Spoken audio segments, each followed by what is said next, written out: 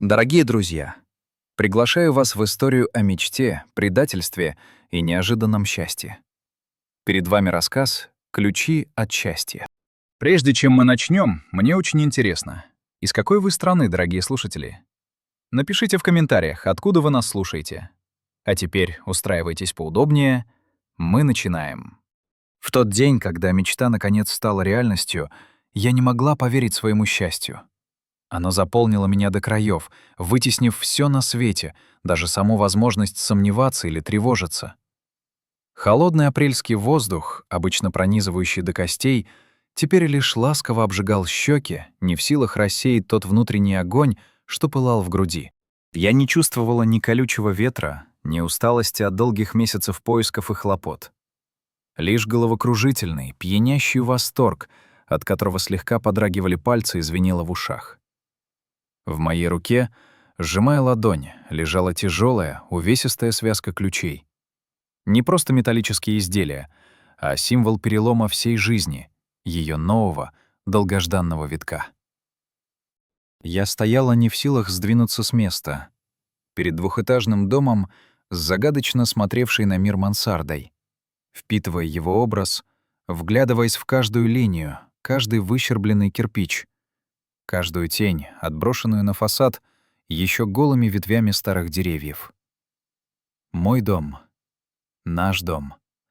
Дом, о котором грезило с тех самых пор, как в детском воображении начали рождаться первые смутные образы идеального убежища. Риэлтор, деловитая и улыбчивая женщина, уже уехала, оставив меня наедине с этим приобретением, с этой внезапно сбывшейся сказкой. Старинный особняк, чьи толстые кирпичные стены хранили прохладу минувших эпох, а крыша из натуральной местами замшелой черепицы гордо вздымалась к небу, был построен в начале прошлого бурного века. Он сохранил в своей ауре непоколебимую добротность, основательность, ту самую уверенность в завтрашнем дне, которой так не хватает современному, стремительному миру. Дрожащими от волнения руками, будто совершая некий священный ритуал, я извлекла из связки самый большой фигурный ключ и вставила его в замочную скважину. Металл с легким, но отчетливым щелчком поддался, и массивная дубовая дверь, вздохнув, отворилась, приглашая меня переступить порог. Струя воздуха, встретившая меня внутри, пахла старой древесиной, вековой пылью и почему-то сладковатым, едва уловимым ароматом сушеных яблок. Должно быть, дух старины смешался с дыханием старого сада, плотным кольцом, окружавшего дом. Я сделала первый шаг в прихожую, и под ногой тихо, почти мелодично скрипнула половица. Этот звук, робкий и приветливый, показался мне знаком. Будто дом узнавал свою новую хозяйку, тихо шепча ей «добро пожаловать». Медленно, словно боясь спугнуть хрупкое внезапное счастье, я прошла из прихожей в огромную, залитую матовым светом гостиную. Высокие в 2 с лишним метра потолки украшала лепнина, поблекшая, но не утратившая изящество линий. Под ногами лежал старинный паркет, дубовые доски, уложенные елочкой, твердые и прохладные. Все здесь, от пропорций комнаты до мельчайших деталей, выглядело именно так, как я бесчетное количество раз представляла себе в самых смелых мечтах. В углу, подобно стражу, возвышался камин, сложенный из темно-бордового, почти бурого камня. Он обладал видимой, неоспоримой мощью, но при этом казался на удивление изящным. Я провела ладонью по широкой каминной полке, ощущая под кожей шершавую прохладу камня. И на миг мне явилось видение. Вот я сижу здесь долгими зимними вечерами, завернувшись в плед, а в очаге потрескивают, отбрасывая причудливые тени, живые пляшущие языки пламени. Но истинное сокровище, главная жемчужина этого дома, ждала меня у дальней стены. Огромный, выступающий в сад эркер, весь состоящий из витражных стекол. Именно этот эркер, этот разноцветный дворец внутри дворца, покорил моё сердце с первого взгляда, едва я увидела чёрно-белую фотографию в объявлении о продаже. Теперь же, вживую, он был прекраснее любой фантазии. Сотни разноцветных стёклышек складывались в причудливый, замысловатый узор из невиданных цветов и прихотливо изогнутых листьев. Солнечные лучи, пробиваясь сквозь эту мозаику, рассыпались на полу мириадами цветных бликов — рубиновых, сапфировых, изумрудных, золотистых. Эта магическая игра света завораживала, гипнотизировала, создавая ощущение, будто ты попал внутрь радуги или огромного калейдоскопа. Я опустилась на широкий подоконник эркера, окидывая взглядом пустую, но полную безмолвных обещаний комнату. Мысленным взором я уже расставляла здесь мебель. Мягкий уютный диван, глубокое кресло, низкий журнальный столик, до потолка заставленные книгами стеллажи. Мы с Тимофеем, мой муж, как и я, страстно, почти благоговейно обожали книги. И, наконец-то, у нас будет возможность выставить всю нашу обширную библиотеку, которая годами теснилась в коробках и на стеллажах нашей съемной квартиры, безнадежно сокращая и без того скромное жилое пространство. Внезапно, словно прорвав какую-то невидимую плотину, во мне вспыхнуло непреодолимое, жадное желание увидеть все и сразу, окинуть одним восторженным взглядом все уголки, все комнаты и закоулки, узнать, ощутить каждый сантиметр моего нового родового убежища.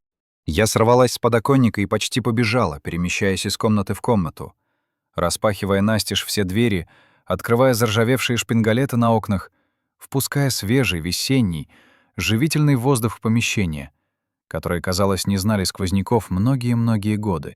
4 спальни разного размера, 2 ванные комнаты с ретро-сантехникой, просторная светлая кухня с прохладной кладовой, таинственный чердак. Дом раскрывался передо мной как матрёшка, оказываясь бесконечным, полным укромных уголков и потенциальных тайников. На 2-м этаже меня ждал еще один подарок. Небольшая, но абсолютно совершенная библиотека. Комната со встроенными книжными шкафами от самого пола до затейливого потолка. Предыдущие владельцы, в спешке или по безразличию, оставили здесь несколько старинных томов в потертых кожаных переплетах. Потрёпанные энциклопедии и романы позапрошлого, XIX века. Я осторожно, с почтительным трепетом провела кончиками пальцев по шершавым корешкам, представляя, как буду проводить здесь долгие тихие вечера с чашкой ароматного чая, углубившись в чтение пожелтевших страниц. Одна из спален, светлая, солнечная, с большими, словно бы улыбающимися окнами, выходящими прямиком в цветущий сад. Идеально, просто создана самой судьбой для детской.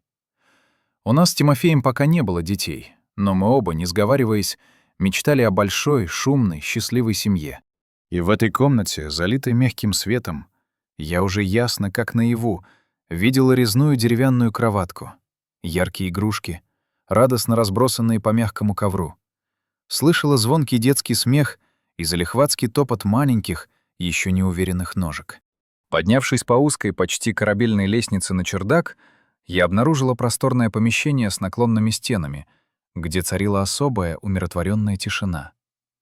Сквозь небольшие, но чистые окна люкарны проникали косые лучи заходящего солнца, отбрасывая на грубые балки причудливые удлиненные тени. Здесь, в этом уединенном пространстве, можно было бы обустроить и светлую мастерскую для моих художественных опытов, и уютный кабинет для Тимофея, и, возможно, со временем самую волшебную игровую комнату для наших будущих детей. Спустившись вниз, уже по главной лестнице, я вышла через покосившуюся, но все еще крепкую заднюю дверь прямо в сад. Старые могучие яблони, стройные груши, раскидистые вишни стояли окутанные нежным белоснежным кружевом цветения, словно невеста в подвенечном уборе. Воздух здесь был густ и пьянящ, напоен сладким, тягучим ароматом, а под ногами пружинила молодая ярко-зеленая трава, только-только пробивавшаяся сквозь рыхлую прошлогоднюю листву. В самой глубине сада, будто сошедшая с полотна импрессиониста, виднелась беседка, вся увита еще голыми, но готовыми ожить лозами дикого винограда. А по соседству с ней притаился небольшой, почти игрушечный пруд, через который был перекинут изящный каменный мостик. Я глубоко, полной грудью вдохнула этот воздух, эту смесь цветения, земли и надежды, пытаясь осознать, обнять необъятное. Все это великолепие, весь этот мир теперь принадлежит мне. Нашей с Тимофеем вечности, которая только-только начинается. Мы так долго, мучительно долго шли к этому моменту, будто взбирались по крутой осыпающейся горе, где каждый шаг давался с усилием, требующим немалой жертвы. Мы не просто копили, мы отдавали этой мечте частицу своей повседневной радости, отказываясь от многого, что составляло обычное счастье людей нашего круга. Воспоминания нахлынули на меня сейчас, стоявшую на пороге осуществления всего задуманного. Годы добровольных лишений и тотальной, изматывающей душу экономии.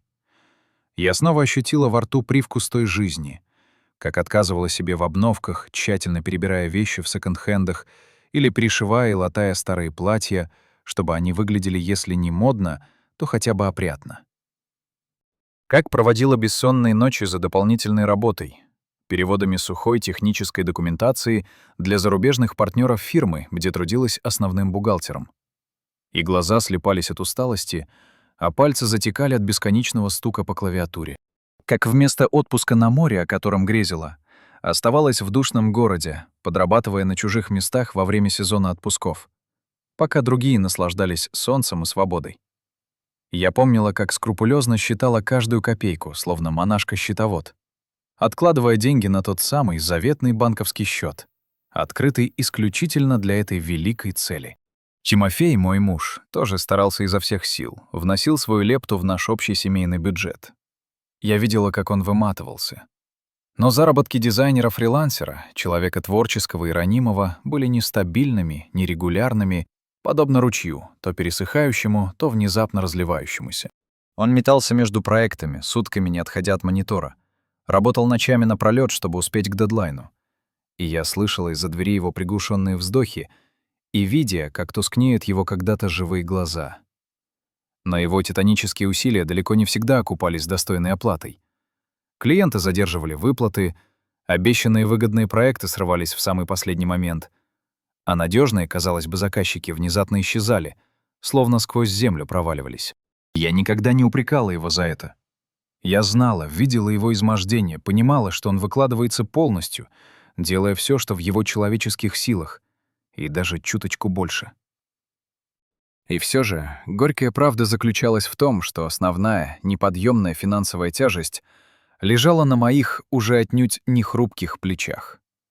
8 лет брака, из которых 5 целенаправленных, аскетичных накоплений. И вот он, осязаемый результат, ради которого мы пролили столько пота и слез. Дом. Тот самый дом, о котором я грезила, кажется, всю свою сознательную жизнь. Не просто квадратные метры, а уютное, надежное гнездышко, где мы с Тимофеем сможем наконец-то пустить глубокие корни, создать настоящую крепкую семью, родить и воспитать детей. Солнце меж тем неумолимо клонилось к закату, окрашивая небесный свод в нежные, пастельные розовые и сиреневые тона. Когда я в последний прощальный раз обошла все комнаты, проверяя, плотно ли закрыты окна и выключен ли повсюду свет, с грустью осознала, что остаться в доме на эту первую, самую волнующую ночь не могу. Не было здесь ни кровати, ни дивана, ни даже простого матраса, на котором можно было бы прилечь. Но более важной была другая причина. Я страстно хотела, чтобы первым, кто разделит со мной эту радость, стал Тимофей. Я мечтала увидеть выражение его лица. То самое, смесь изумления, восторга и облегчения. Когда он впервые переступит этот порог и поймет всем существом, что наша общая мечта наконец-то осуществилась. Выходя, я на мгновение задержалась и бросила последний, полный нежности взгляд на гостиную с ее волшебным эркером. В косых багряных лучах заходящего солнца цветные блики от витража вспыхнули с новой пронзительной силой, стали еще ярче и насыщеннее, словно дом тихо прощался со мной до завтра, обещая дождаться. Я счастливо улыбнулась ему в ответ, крепко закрыла тяжелую дверь и, ощущая всю торжественность момента, дважды повернула ключ в замке. Впереди меня ждал самый долгожданный, выстраданный миг. Я собиралась прямо сейчас забрать Тимофея с работы и привести его сюда, вручить эти самые ключи от нашего нового общего будущего, увидеть неподдельную радость и счастливое удивление на его усталом лице. Я уже рисовала в воображении идиллическую картину. Вот мы сидим на полу, в еще пустой гостиной, прижавшись друг к другу, пьем ледяное шампанское из нелепых пластиковых стаканчиков и строим радужные планы на грядущее. Вот мы горячо спорим, выбирая мебель, обсуждая оттенки краски для стен, планируя будущий ремонт и уютное обустройство каждого уголка. Но жизнь, как известно, обладает свойством преподносить самые неожиданные сюрпризы. И далеко не всегда эти сюрпризы бывают приятными. Я тогда и представить не могла, даже в самом страшном сне, что вместо этого радостного, светлого вечера меня ожидает самое тяжелое, сокрушительное испытание в моей жизни. Испытание, которое в одночасье перевернет все с ног на голову, заставит усомниться в очевидном и взглянуть на собственный, казалось бы, прочный брак совершенно иными, прозревшими глазами. Мою родную сестру Настю я всегда, с самого детства, считала своей полной противоположностью, моим антиподом. Она младше меня на 3 года, но при этом всегда производила впечатление куда более взрослой, не по годам рассудительной и трезвомыслящей, невероятно практичной. Если я — эмоциональная, порывистая, излишне доверчивая мечтательница, живущая чувствами и интуицией, то Настя — это воплощение железной, бескомпромиссной логики и холодного, взвешенного расчёта. Юрист по образованию, она со студенческой скамьи работала в крупном агентстве недвижимости, специализируясь именно на сложных правовых аспектах сделок с жильем. И надо отдать ей должное, к своим 30 годам достигла в этой области значительных, впечатляющих успехов, заработав себе репутацию непотопляемого и крайне проницательного профессионала. Наши с ней отношения на протяжении всей жизни никогда не были простыми и безоблачными. В детстве мы постоянно ссорились и соперничали. Я не желала делиться своими игрушками, а она в ответ изобретательно платила мне мелкими, но обидными пакостями. В подростковом возрасте наше противостояние обострилось. Мы яростно конкурировали за внимание родителей и общих друзей, стремясь доказать свое превосходство. Потом, повзрослев, наши пути дороги окончательно разошлись. Я училась на экономиста, погрузившись в цифры и отчеты, она на юриста, постигая параграфы и законы. У каждой сформировался свой собственный, обособленный круг общения, свои интересы, своя жизнь. Мы виделись лишь эпизодически, в основном на семейных праздниках, обменивались дежурными, ничего не значащими фразами. Но той самой искренней душевной близости, какая бывает между сестрами, между нами, увы, не было. Все перевернула череда страшных, невосполнимых утрат, когда один за другим умерли наши родители. Сначала ушел отец. Его забрал внезапный, коварный сердечный приступ, не давший нам ни малейшего шанса попрощаться и сказать все, что не было сказано. Мама продержалась дольше, но ее путь был еще мучительнее — рак поджелудочной железы. 6 невыносимых месяцев медленного, болезненного угасания, которые стали для нас настоящим испытанием на прочность. Мы с Настей были с ней до самого конца, до последнего ее тихого вздоха. Мы по очереди дежурили у ее больничной койки, вместе, держась за руки, принимали самые тяжелые решения. Вместе и плакали, и молились, когда все было кончено. Это общее сокрушительное горе, эта разделенная боль сблизили нас так, как не смогло бы ничто иное. Мы с предельной ясностью осознали простую и страшную истину. Теперь мы остались в этом огромном и холодном мире совсем одни, и больше никто и никогда не будет любить нас так беззаветно, самоотверженно и безусловно, как любили они, наши родители. Только мы двое могли теперь по-настоящему, без фальши, понять и поддержать друг друга. Только мы вдвоем хранили в памяти общее детство, семейные шутки, неповторимые мамины интонации и ту самую дорогую папину улыбку. После той страшной череды похорон, когда жизнь разделилась на «до» и «после», между нами с Настей установилась новая, хрупкая, но прочная связь. Мы стали созваниваться каждый день, без всяких видимых причин, просто чтобы услышать голос самого близкого теперь человека.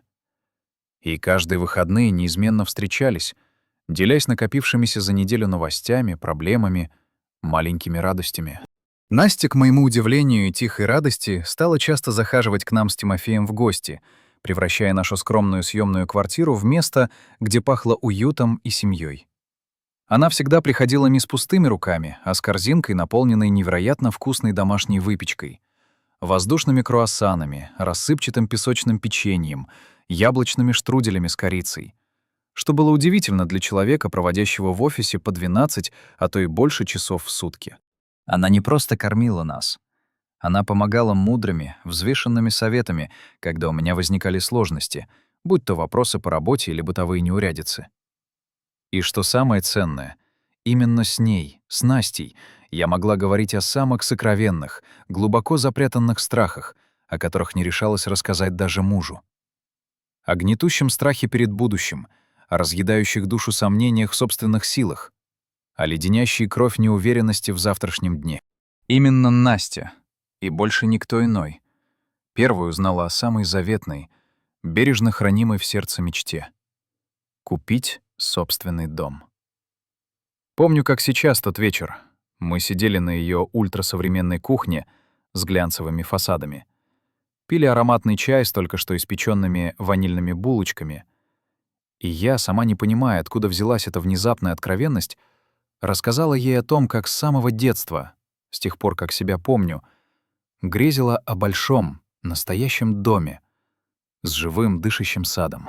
Как представляла себе во всех мельчайших деталях, что буду выращивать розы и пионы, собирать с веток румяные яблоки, качаться в плетёном гамаке, подвешенном меж старых лип.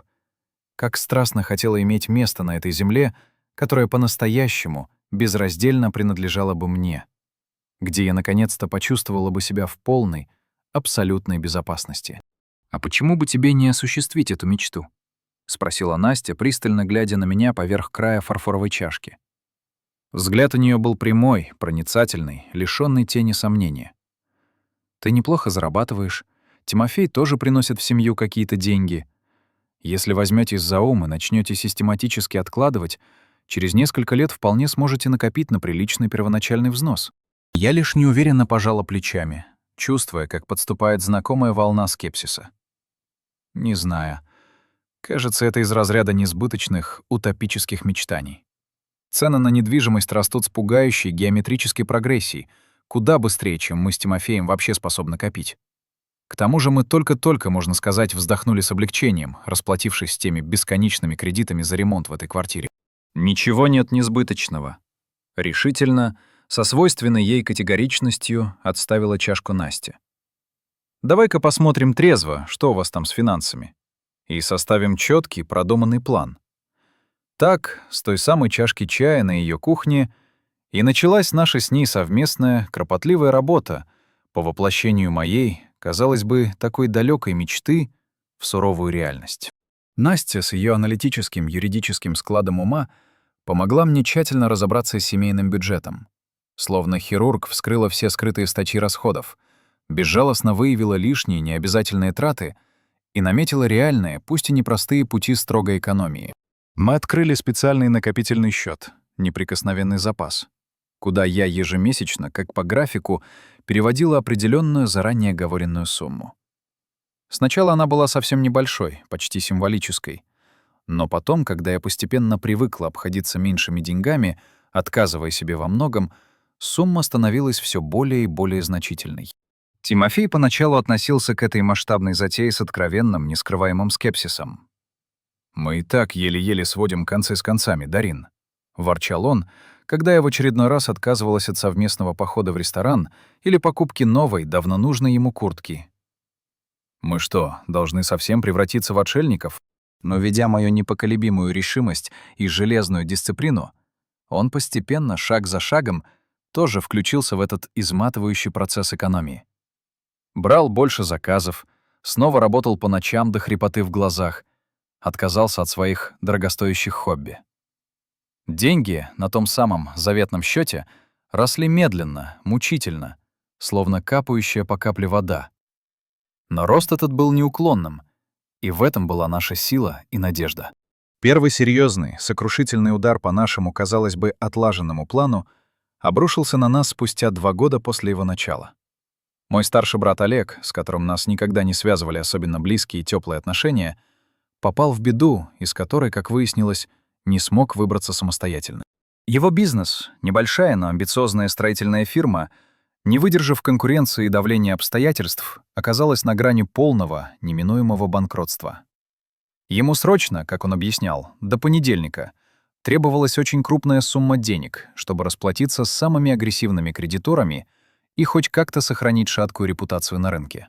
Олег пришел ко мне, потому что я была единственной в семье, у кого, по его сведениям, могли водиться хоть какие-то сбережения. Настя, при всем ее внешнем благополучии, жила на широкую ногу, не утруждая себя созданием финансовой подушки безопасности. А других близких родственников у нас, увы, не осталось. И я, скрипя сердце, не смогла отказать брату, несмотря на всю нашу былую отстраненность и его не самые лучшие качества. Он ведь все равно был кровью от крови, плотью от плоти, моей семьей. Пришлось отдать ему почти все наши с Тимофеем накопления, оставив на том самом выстраданном счету лишь жалкие символические крохи, глядя на которые накатывало отчаяние. Олег клятвенно, божась на жизнь своих детей, обещал вернуть долг щедрыми процентами ровно через полгода, когда его бизнес, как он уверял, должен был снова уверенно встать на ноги. Но, как это часто бывает в таких драмах, этого не произошло. Его фирма все-таки с грохотом обанкротилась, а сам он, предварительно взяв еще и крупный кредит в банке под поручительство нескольких доверчивых людей, включая меня, свою сестру, попросту испарился. Исчез из города, словно сквозь землю провалился. Позже, уже по случайным обрывочным слухам, мы узнали, что он уехал в другую страну, начал там новую, сытую жизнь и, разумеется, не собирался возвращать ни копейки из своих долгов. Мне же, как неосмотрительному поручителю, пришлось долгих, мучительных 3 года выплачивать банку чужие, навязанные мне деньги, что нанесло сокрушительный, убийственный удар по моей некогда безупречной кредитной истории. Это был не просто тяжелый период, это была черное поло, время отчаяния и бесконечных ссор с Тимофеем, который хоть и старался меня поддержать, не мог скрыть разочарование. Денег не хватало катастрофически, даже на самое необходимое. Не то что на возобновление накоплений для будущего дома. Я же, ко всему прочему, чувствовала себя невероятно глупо, опрометчиво доверившись брату, который всегда славился своей ненадежностью, и жестоко поплатившись за собственную наивность и слепое родственное чувство. И именно Настя, моя младшая, но такая сильная сестра, поддержала меня в этот самый трудный, темный период. Она не упрекала меня за легкомыслие, не произнесла ни единого раза едких слов «я же тебя предупреждала». Хотя она, конечно, и советовала мне не давать деньги Олегу, предвидя печальный исход. Она просто молча, без лишних слов, была рядом.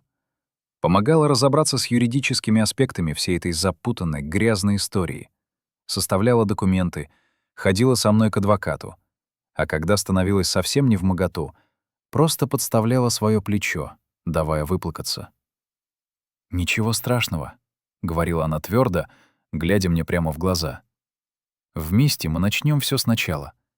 Как только разберешься с этим проклятым кредитом брата, снова возьмемся за наше дело и будем копить на твой дом». Она была права. Самые сокровенные мечты не умирают, не растворяются в воздухе, если в них по-настоящему, всем сердцем, вопреки всему, веришь.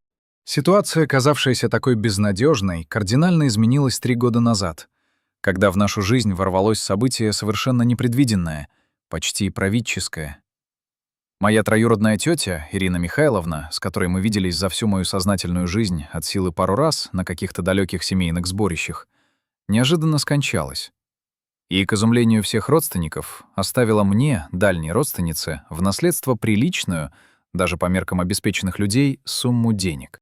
Она была женщиной одинокой, почти отшельницей. Своих детей у нее никогда не было. А из многочисленной когда-то родни остались лишь я, да еще несколько таких же троюродных племянников, разбросанных судьбой по всей необъятной стране. Почему ее выбор пал именно на меня, до сих пор остается для меня загадкой. Возможно, где-то в глубине памяти всплыли те несколько дней, когда я помогала ей разбираться с ворохом документов при оформлении пенсии.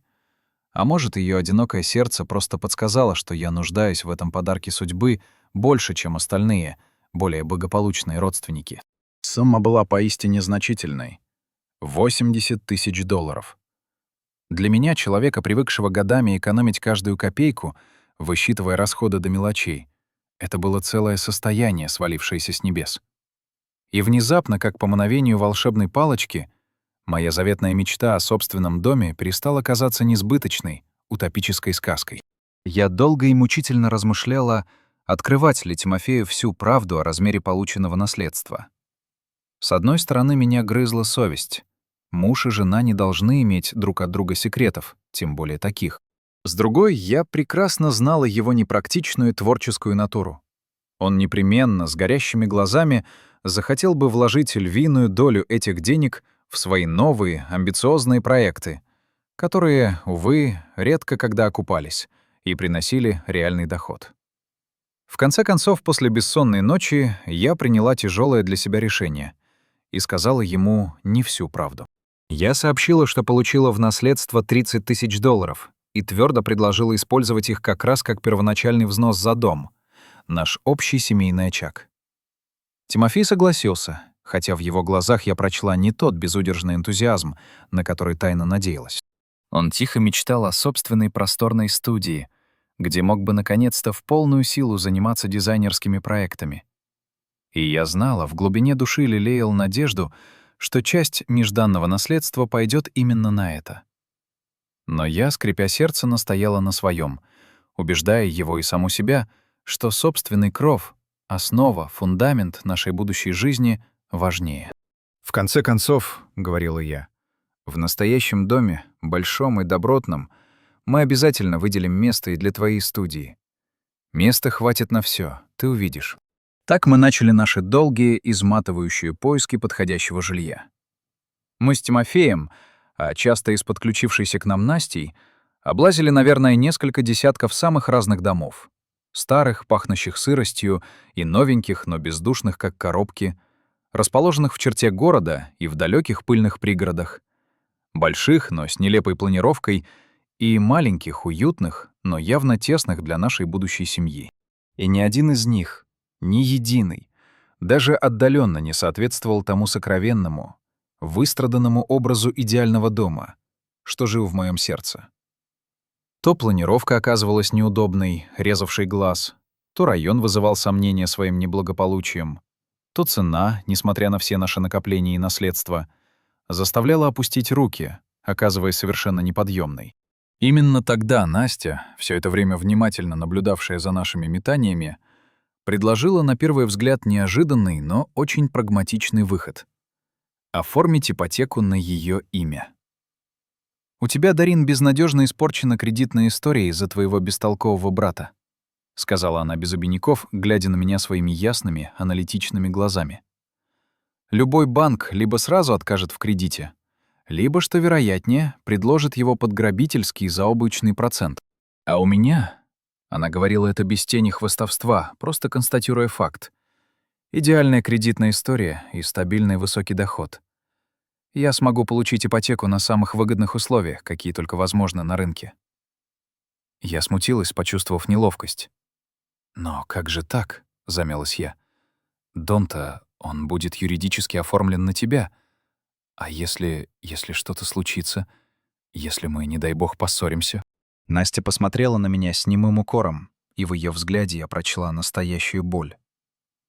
«Ты что, и вправду думаешь, что я, твоя сестра, после всего, что мы с тобой пережили, после смерти родителей и всей этой истории с Олегом, способна отнять у тебя дом?»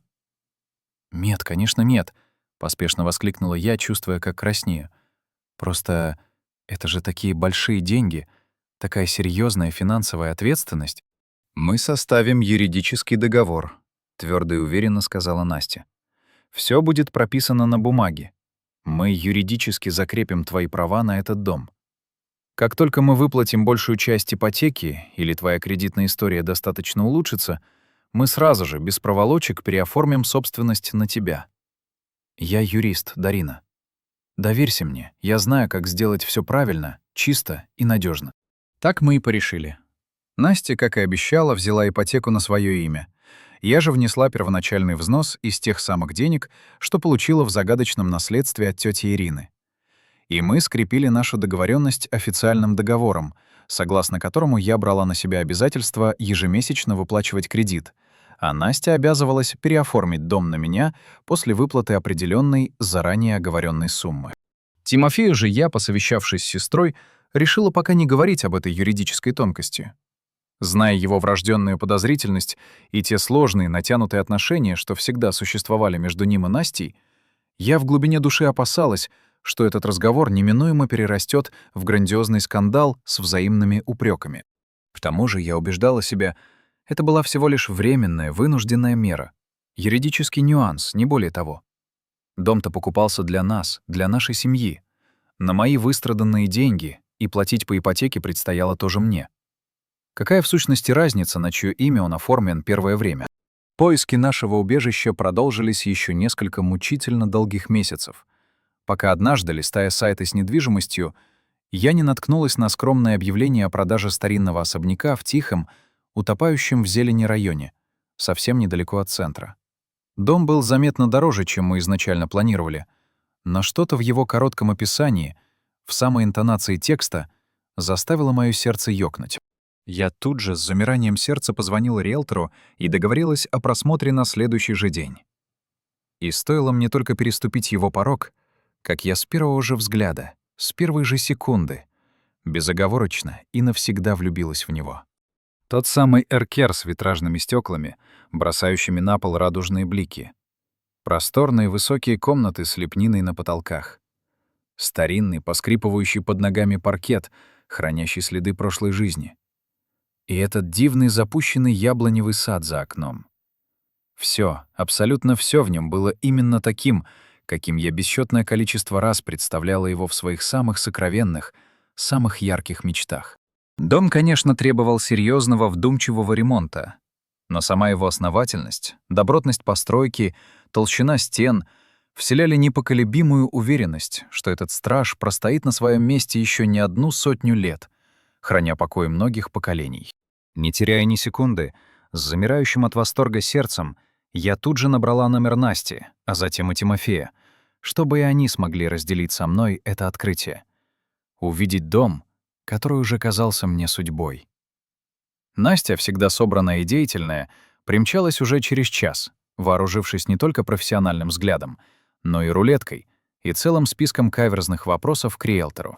С присущей ей дотошностью она придирчиво, сантиметр за сантиметром, осмотрела фундамент, простукала толстые кирпичные стены, задрала голову, изучая состояние крыши и черепицы, скрупулезно проверила работу старой сантехники и состояние электропроводки, а затем неспешно обошла всю территорию по периметру, словно оценивая стратегические преимущества владения.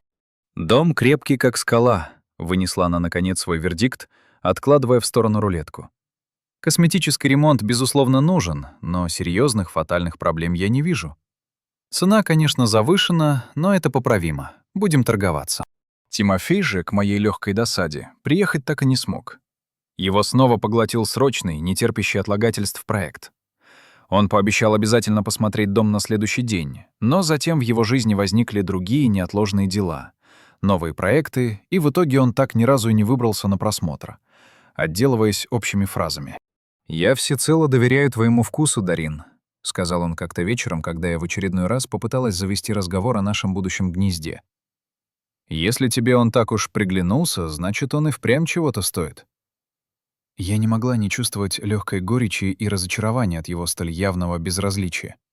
Ведь речь шла не о простой покупке, а о нашем общем семейном гнезде, месте, где нам предстояло прожить, я надеялась, всю оставшуюся жизнь. Однако, с другой стороны, его пассивность давала мне неожиданную свободу выбора.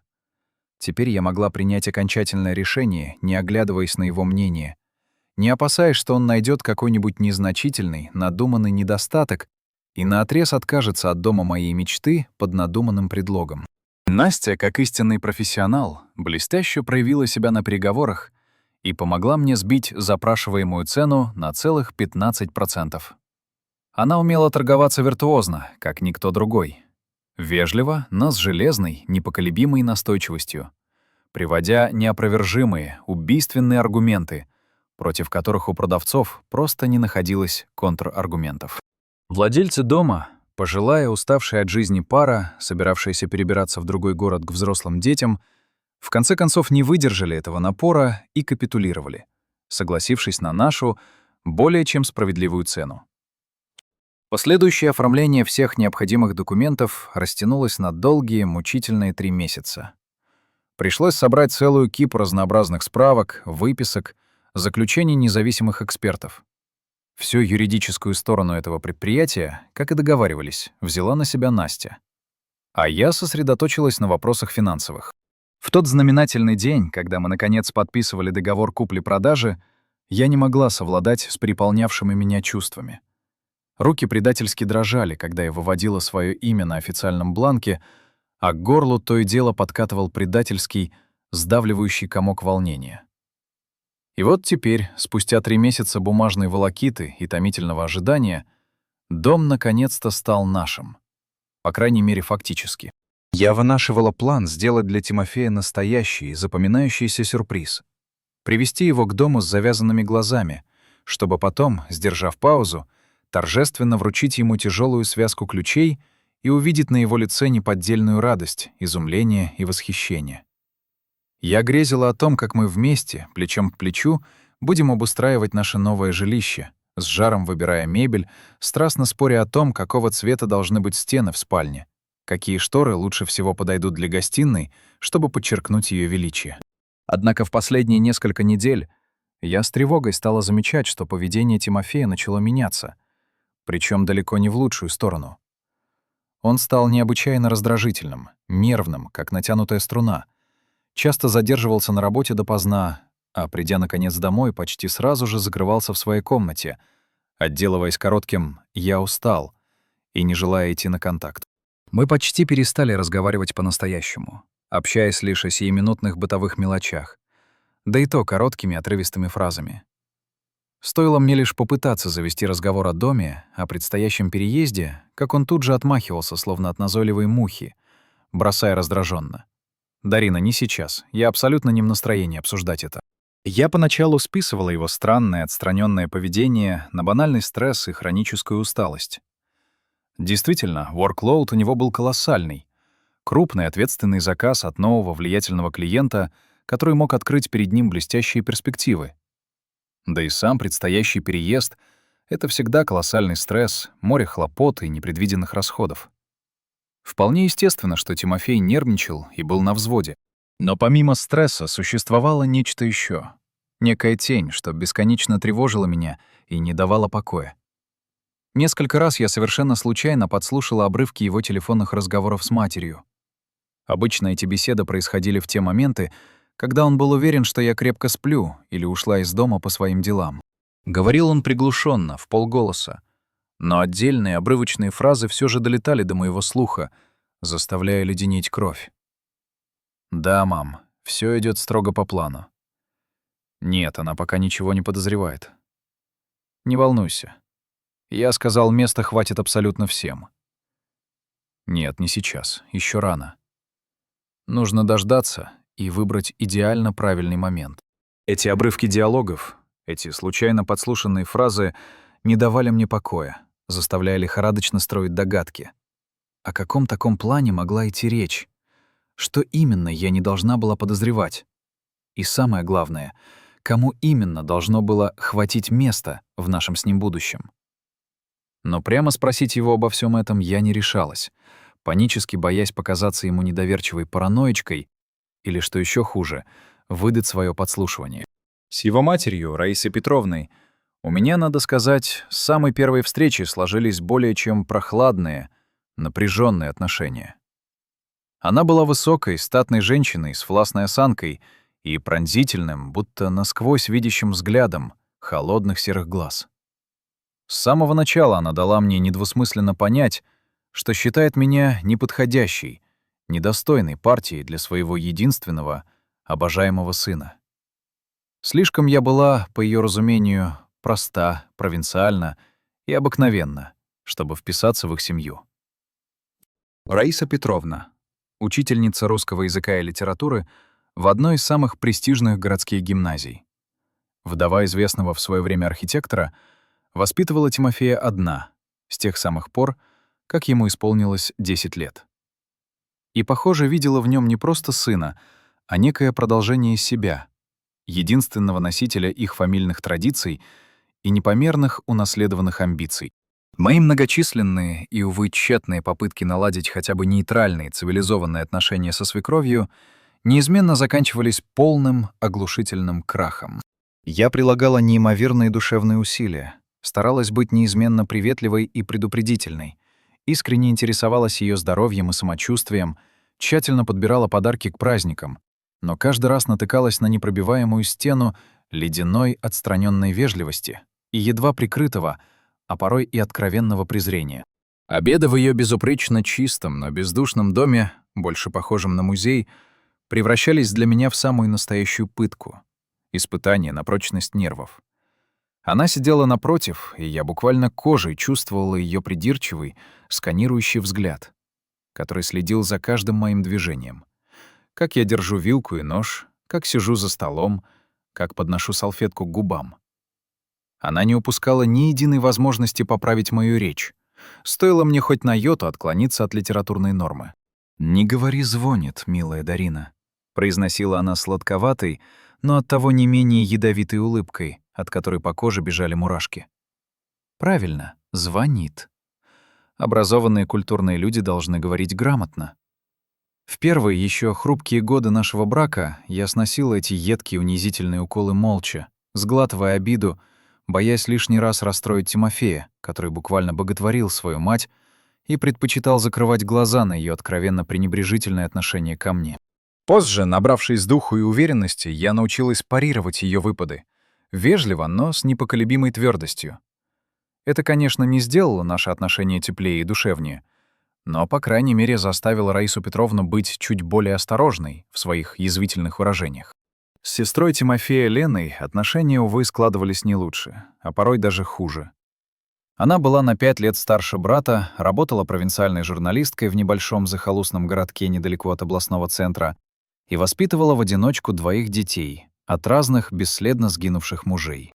Оба ее брака закончились громкими, скандальными разводами. И теперь Лена ютилась с детьми в тесной двухкомнатной квартирке, постоянно и с нескрываемым удовольствием, жалуясь всем вокруг на вечное безденежье, невыносимые бытовые трудности и полную неустроенность своей личной жизни. Самое странное и поразительное заключалось в том, что, бесконечно жалуясь на судьбу, она при этом ровным счетом ничего не предпринимала, чтобы хоть как-то изменить свое плачевное положение. Не искала работу получше, не пыталась через суд взыскать элементы с бывших супругов, не уделяла должного внимания воспитанию детей, которые, по сути, росли предоставленными сами себе, как сорная трава у забора. Вместо активных действий она регулярно, с завидным постоянством, звонила Тимофею с очередными слезливыми просьбами о финансовой помощи, в которой он, по его словам, не мог ей отказать.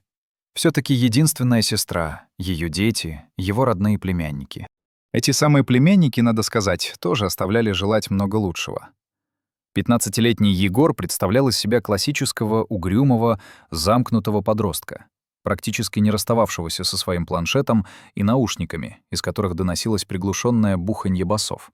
Он едва удостаивал меня кивком в ответ на приветствие. За столом сидел, молча уткнувшись в мерцающий экран, и, казалось, существовал в какой-то совершенно иной, параллельной реальности, куда посторонним вход был строго воспрещен. В школе у него стабильно были серьезные проблемы и с успеваемостью, и с поведением, но Лена на все это лишь раздраженно махала рукой. Дескать, все мальчишки в его возрасте такие, перебесятся. Его сестра, 13-летняя Маша, была его полной разительной противоположностью. Шумная, взбалмошная, истеричная, она постоянно пребывала в эпицентре какой-нибудь мелодрамы. То ссорилась с подругами, то без памяти влюблялась в очередного одноклассника, то закатывала грандиозные истерики из-за новой одежды или модного гаджета, который ее мать не могла себе позволить купить. Отношения с матерью у нее были натянуты как струна. Обе обладали взрывными, неуравновешенными характерами и абсолютно не умели идти на компромиссы. Когда вся эта многочисленная семья Тимофея собиралась вместе, обычно по большим праздникам или дням рождения, я чувствовала себя чужой, лишней, бельмом на глазу. Они разговаривали на своем особенном семейном языке, щедро пересыпая речь намеками, отсылками и шутками, понятными только им, посвященным. Они с упоением вспоминали истории из далекого прошлого, в которых я не участвовала. Оживленно обсуждали каких-то людей, которых я никогда не знала и вряд ли узнаю. И что самое болезненное, в эти моменты Тимофей словно подменялся, превращался в другого человека. Становился более резким, едким, насмешливым и как будто отстраненным.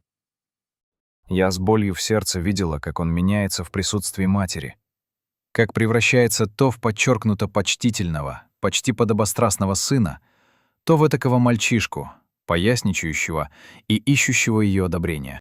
За последний год мы виделись с его роднёй считанное количество раз.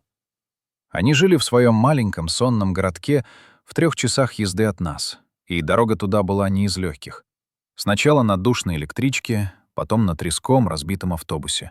Тимофей навещал их один, гораздо чаще, объясняя это тем, что мне, мол, было бы скучно и некомфортно в их обществе, а ему необходимо помочь матери по хозяйству. То починить протекающий кран, то дверь покосившуюся навесить, то дров наколоть на зиму. Так что весь последний год я знала о жизни его семьи лишь с его слов, из его скупых, отрывистых рассказов. У матери, по его словам, обострился артрит, и она с большим трудом справлялась даже с простыми домашними делами. В школе, где она проработала всю жизнь, возникли какие-то неясные проблемы. Кажется, затяжной конфликт с новым молодым директором. У Лены на работе сократили ставку, и денег в их и без того бедной семье стало совсем мало, буквально до копейки. У Егора, как водится, в очередной раз возникли серьезные сложности в школе. Его даже грозились исключить за систематические прогулы и откровенно хамское поведение с учителями. Я, разумеется, формально сочувствовала их нескончаемым проблемам.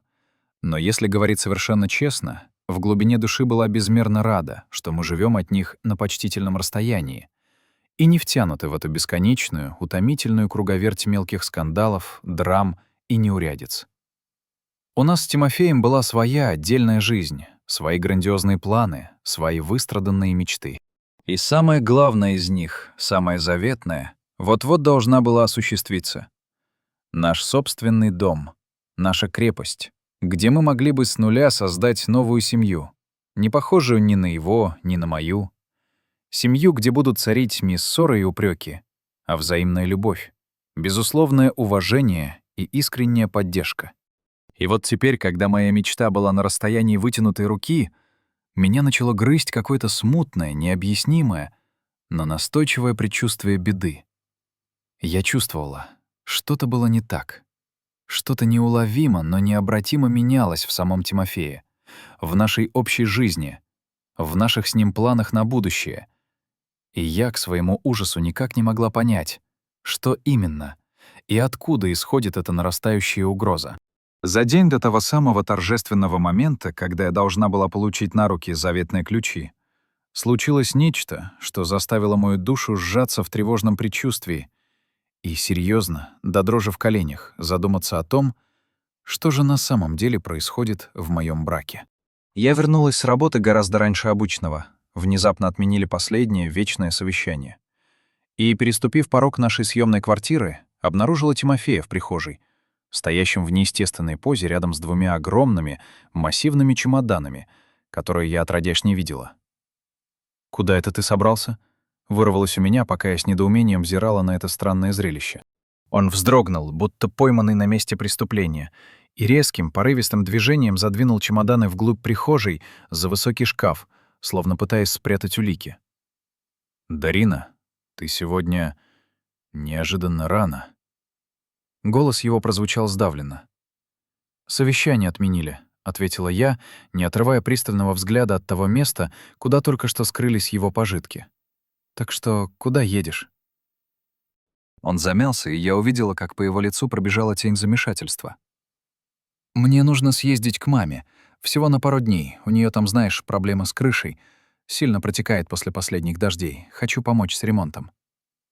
Я не смогла сдержать скептической, почти неверующей улыбки. «И для ремонта протекающей крыши тебе понадобились 2 огроменных чемодана? Ты никогда раньше не брал с собой столько вещей, когда ездил к ней? Но я же не знаю точно, сколько времени займет этот чёртов ремонт». Он раздраженно пожал плечами, упорно глядя куда-то мимо меня, в стену. «Может, придется задержаться на неделю, а то и 2. Взял побольше одежды, чтобы не стирать каждый день. Вот и всё». Его объяснение звучало натянуто, неубедительно и фальшиво. Но я почувствовала, что настаивать бесполезно. Что-то, какое-то внутреннее чутье подсказывало мне, что настоящую правду он мне все равно не откроет, как ни старайся. «Когда уезжаешь?» — спросила я уже ровным, почти бесстрастным голосом. «Завтра утром». Он заметно расслабился, почувствовав, что гроза, кажется, миновала. «Поезд в 6:00.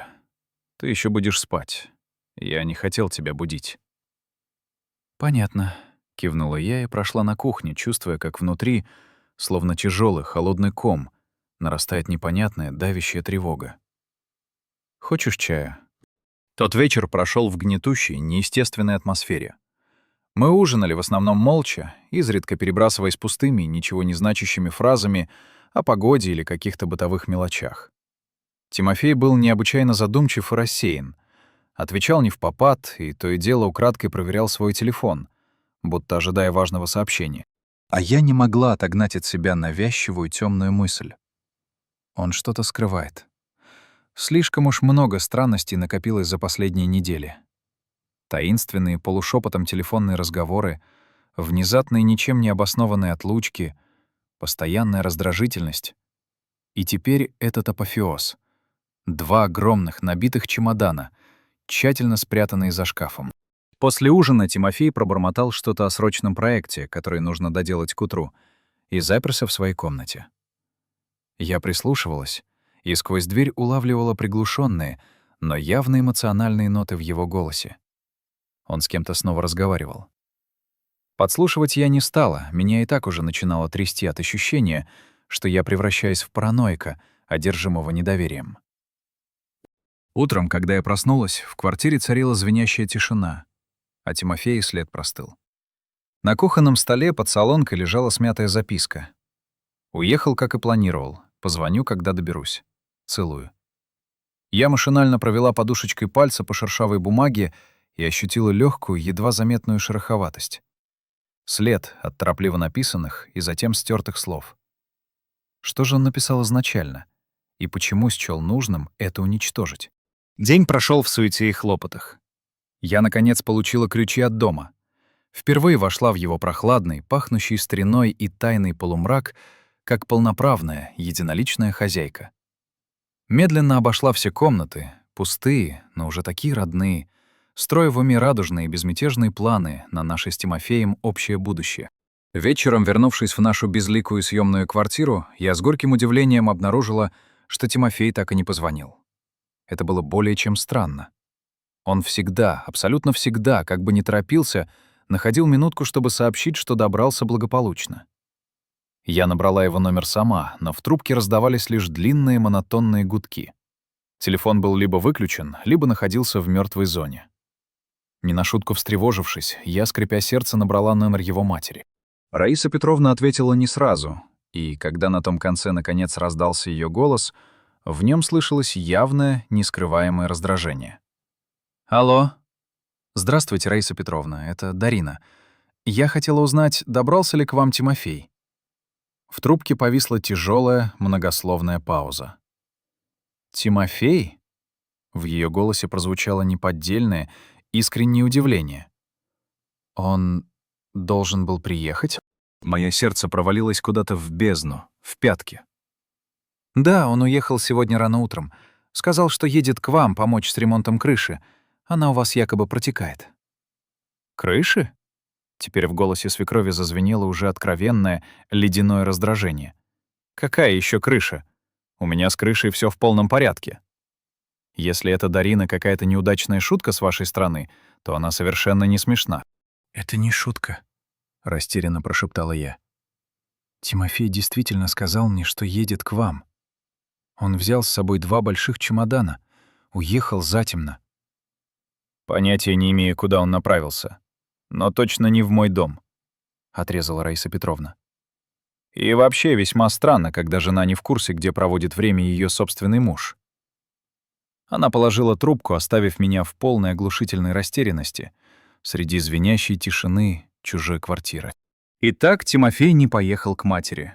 Но куда же он отправился? И главное, зачем ему понадобилось так нагло, так цинично лгать мне в глаза? Я провела ужасную, бесконечную бессонную ночь, ворочаясь сбоку на бок и проверяя телефон каждые 15 минут, в тщетной надежде увидеть хоть какой-то знак. Тимофей не позвонил. Его телефон упорно не отвечал, уходя в вечную недосягаемую глушь. Утром я не пошла на работу. С трудом связалась с начальником и срывающимся голосом сообщила, что плохо себя чувствую. В голове, словно разъяренный рой ос, крутились самые страшные, самые чудовищные мысли. От банального несчастного случая в дороге, о котором я могла и не узнать, до того, о чем боялось даже подумать моё израненное сердце. Неужели у него появилась другая? Неужели он после всех наших лет и пройденных испытаний просто-напросто решил уйти от меня? Около полудня, когда солнце уже стояло высоко и безучастно освещало пыльные поверхности в нашей съемной квартире, резко зазвонил телефон. Я, измученная бессонницей и тревогой, схватила трубку с такой силой и надеждой, что чуть не выронила ее из дрожащих рук. «Тимофей?» — выдохнула я, но в ответ услышала не его голос, а встревоженный, но твердый тембр сестры. «Нет, это Настя. Дарим, что случилось? Ты не отвечаешь на мои сообщения, на работе сказали, что ты на больничном». Голос ее звучал настолько пронзительно и полно участия, что во мне что-то надломилось. Я разрыдалась, не в силах сдерживать накопившееся отчаяние ни секунды больше, и, захлебываясь слезами, прокричала в трубку всю эту душераздирающую историю о странном поведении мужа, о злополучных чемоданах, о лжи и о том, что поведала его мать. «Успокойся. Дыши глубже», — раздалась в трубке ее властная, но спокойная команда. «Я сейчас же приеду, и мы вместе во всем разберемся, обещаю». Через полчаса она уже была на пороге моей квартиры с большим пакетом продуктов и бутылкой дорогого коньяка для нервов. Не дав мне утонуть в новых рыданиях, она деловито заставила меня умыться ледяной водой, привела в чувство, затем приготовила на кухне крепкий, почти черный чай и плеснула в мою чашку немного золотистого, обжигающего напитка. «Пей», — скомандовала она, усаживаясь напротив и уставив на меня свой пронзительный аналитический взгляд. «И рассказывай все по порядку, с самого начала, не упуская ни единой детали». И я рассказала. Все, что накопилось за эти недели. О том, как Тимофей стал отдаляться, о его раздражительности и ночных бдениях у компьютера. О тех обрывках подслушанных телефонных разговоров, полных туманных намеков и загадочных планов. О 2 огромных чемоданах, задвинутых в прихожей за шкаф. И, наконец, о циничной, откровенной лжи насчет поездки к матери и протекающей крыши. Настя слушала, не перебивая, лишь изредка задавая короткие, точные как скальпель уточняющие вопросы, впиваясь в суть. Когда я, наконец, замолча, иссякшая и эмоционально, и физически, она задумчиво, почти машинально покачала головой, и в ее глазах читалась нехорошая, знакомая мне тревога. «Знаешь, Дарин, в своей юридической практике я, увы, не раз сталкивалась с подобными историями», — начала она обстоятельно, глядя куда-то поверх моей головы. «Обычно такое поведение означает одно из двух. Либо у него появилась на стороне другая женщина, либо он затеял нечто, о чем по каким-то причинам не хочет тебе рассказывать. Нечто такое, что, по его разумению, ты не одобришь». «Какая еще другая женщина?» — вырвалось у меня, и я снова почувствовала, как к горлу подкатывает предательский, сдавливающий ком. Мы вместе 8 лет. У нас все было хорошо. Я употребила прошедшее время, и это прозвучало как приговор. В таком случае, с большей долей вероятности, речь идет о втором варианте. Настя налила мне еще чаю, и ее движения были точны и выверены. Он что-то задумал, нечто достаточно важное, раз он готов на такую откровенную ложь и фактическое исчезновение на несколько дней. «Но что?» — взмолилась я, разводя руками. «Что это может быть?» «Не знаю», — честно пожала плечами сестра. «Но у меня, если хочешь знать, есть одно очень нехорошее, стойкое предчувствие. Помнишь, ты говорила о его разговорах с матерью? О каком-то плане, о котором ты не должна была знать?» Я молча кивнула. В памяти тут же всплыли те самые, случайно подслушанные обрывки фраз. «Возможно», — продолжила Настя, выдерживая паузу, «это как-то связано с домом. С твоим домом. Может быть, он хочет, не знаю, продать его или заложить, или использовать как-то иначе. Не так, как вы изначально договаривались и планировали. «Но дом-то оформлен на тебя!» — воскликнула я, ухватившись за эту соломинку. «Он не может ничего с ним сделать без твоего ведома и согласия. Это же юридически невозможно». «Он может, если не знает об этом». Тихо, но очень четко произнесла Настя, пристально глядя на меня. «Ты ведь так и не сказала ему, что дом оформлен не на тебя, а на меня, верно?» Я молча, с чувством вины опустила голову. «Боялась, что он не поймет, прошептала я. «Думала, скажу позже, когда уже переедем и обживемся, чтобы не омрачать радость». «В таком случае, — рассудительно продолжила сестра, — он пребывает в полной уверенности, что дом принадлежит тебе. А значит, как твой законный муж, он имеет на него определенные права. Не полные, конечно, но вполне достаточные, чтобы, к примеру, попытаться заложить свою супружескую долю или как-то иначе ею распорядиться. Или...» Она запнулась, но я уже с ужасом поняла, к чему она клонит. «Ты думаешь, он хочет забрать дом? Наш дом?» Голос мой сорвался на шепот. «Не знаю, Дарин, честно», — покачала головой сестра. «Но что-то тут определенно нечисто. Его ложь, его нервозность, эти проклятые чемоданы. Он явно готовится к чему-то очень серьезному, и это что-то явно не сулит тебе ничего хорошего». Мы просидели с ней до самого вечера, перебирая самые немыслимые версии и пытаясь сложить разрозненные кусочки пазла в хоть сколько-нибудь логичную картину. Настя с ее практичным складом ума предлагала нанять частного детектива, чтобы быстро и без эмоций выяснить, где сейчас находится Тимофей и чем он занят. Но я наотрез отказалась. Этот шаг казался мне слишком радикальным, почти предательским. Где-то в глубине души еще теплилась наивная, слабая надежда, что у всего этого кошмара найдется какое-то простое, пусть и глупое, но безобидное объяснение. Вечером, когда Настя уже собиралась уходить, на моем телефоне, лежавшем на столе, наконец-то загорелся знакомый выстраданный номер. На экране высветилось имя — Тимофей. «Это он», — прошептала я, чувствуя, как сердце начинает бешено колотиться где-то в горле. «Что мне делать?» «Отвечай, как обычно», — мгновенно среагировала Настя, присаживаясь обратно на стул. «Спокойно. Ничем не выдавай, что что-то подозреваешь или знаешь. Просто спроси, где он и когда вернется». Я сделала глубокий дрожащий вдох, выдохнула и нажала на зеленую кнопку. «Алло». «Привет, солнышко». Голос Тимофея звучал нарочито бодро, даже жизнерадостно, что было неестественно и оттого еще более подозрительно. «Извини, что не звонил раньше. Тут, представляешь, со связью настоящие проблемы. Просто кошмар». «Всё в порядке», — выдавила я, изо всех сил стараясь, чтобы мой голос звучал ровно и нейтрально. «Как мама? Как там с крышей?» В трубке повисла короткая, но красноречивая пауза. «Нормально вроде бы. Разобрались», — наконец ответил он, и я уловила легкую запинку. «С крышей пришлось, конечно, повозиться, но я в конце концов все починил. Мама передает тебе привет». Значит, он продолжает нагло и бессовестно лгать. Я перевела взгляд на Настю, сидевшую напротив, и напряженно, не отрываясь, смотрящую на меня. «Когда ты вернешься? Спросила я, стараясь не выдать дрожь в голосе. «Вот как раз об этом я и хотел с тобой поговорить». В голосе Тимофея появились заискивающие, слащавые нотки, которые всегда предвещали что-то неприятное. «Видишь ли, тут возникли некоторые непредвиденные обстоятельства. В общем, так вышло, что мне придется задержаться тут еще на несколько дней, максимум на неделю».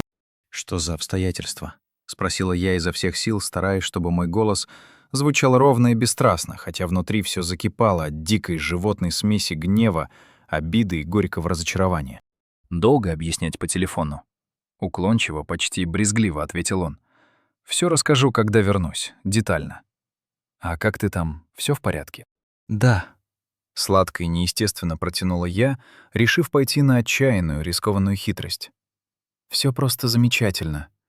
Знаешь, у меня тоже есть новость. Я наконец-то получила ключи от нашего дома. Все документы полностью оформлены. Дом теперь официально наш. Я сделала паузу, ловя малейший оттенок в его реакции. «Правда?» Его голос дрогнул, и в нем послышались явные нотки облегчения, даже какой-то странной радости, которая резанула слух своей неуместностью. «Это... это замечательно. Значит, когда я вернусь, мы сможем сразу же начать переезд?» «Именно так», — подтвердила я, сжимая трубку так, что пальцы побелели. «Когда конкретно ты планируешь вернуться?» «В следующую пятницу». Он выпалил это почти мгновенно, словно дата была давно выучена и ждала своего часа. «У тебя все хорошо? Ни в чем не нуждаешься?» Все прекрасно», — солгала я ему в ответ, чувствуя, как в душе что-то окончательно и бесповоротно рушится. «Буду ждать тебя в пятницу». После короткого, ничего не значащего прощания я опустила трубку и уставилась на Настю, сидевшую напротив с каменным лицом. «Он лжет», — тихо констатировала я, и в этих словах был приговор всему нашему совместному прошлому.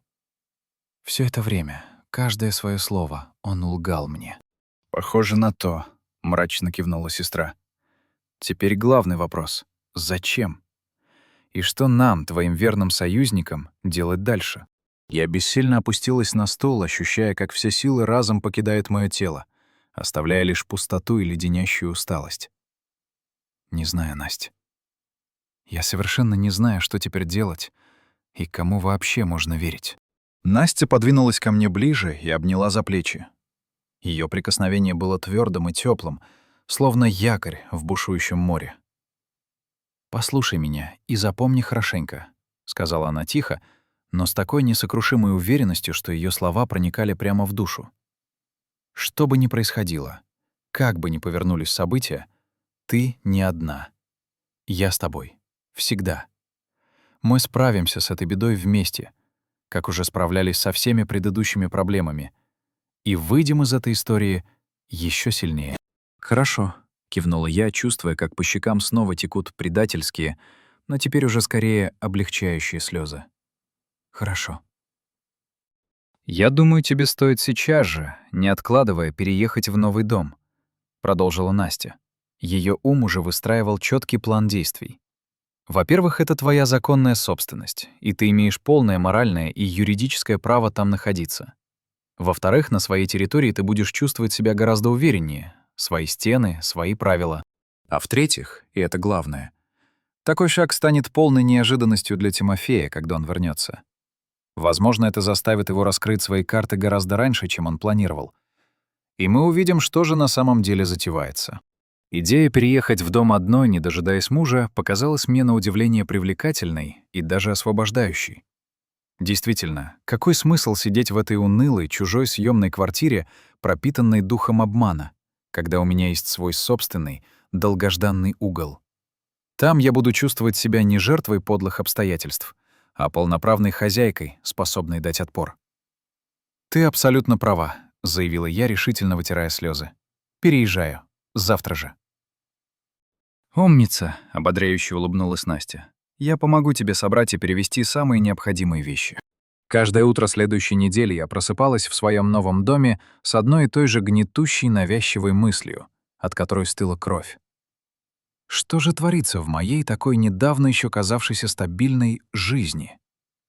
Переезд в пустовавший особняк стал для меня настоящим спасением, островком спокойствия в бушующем океане тревог.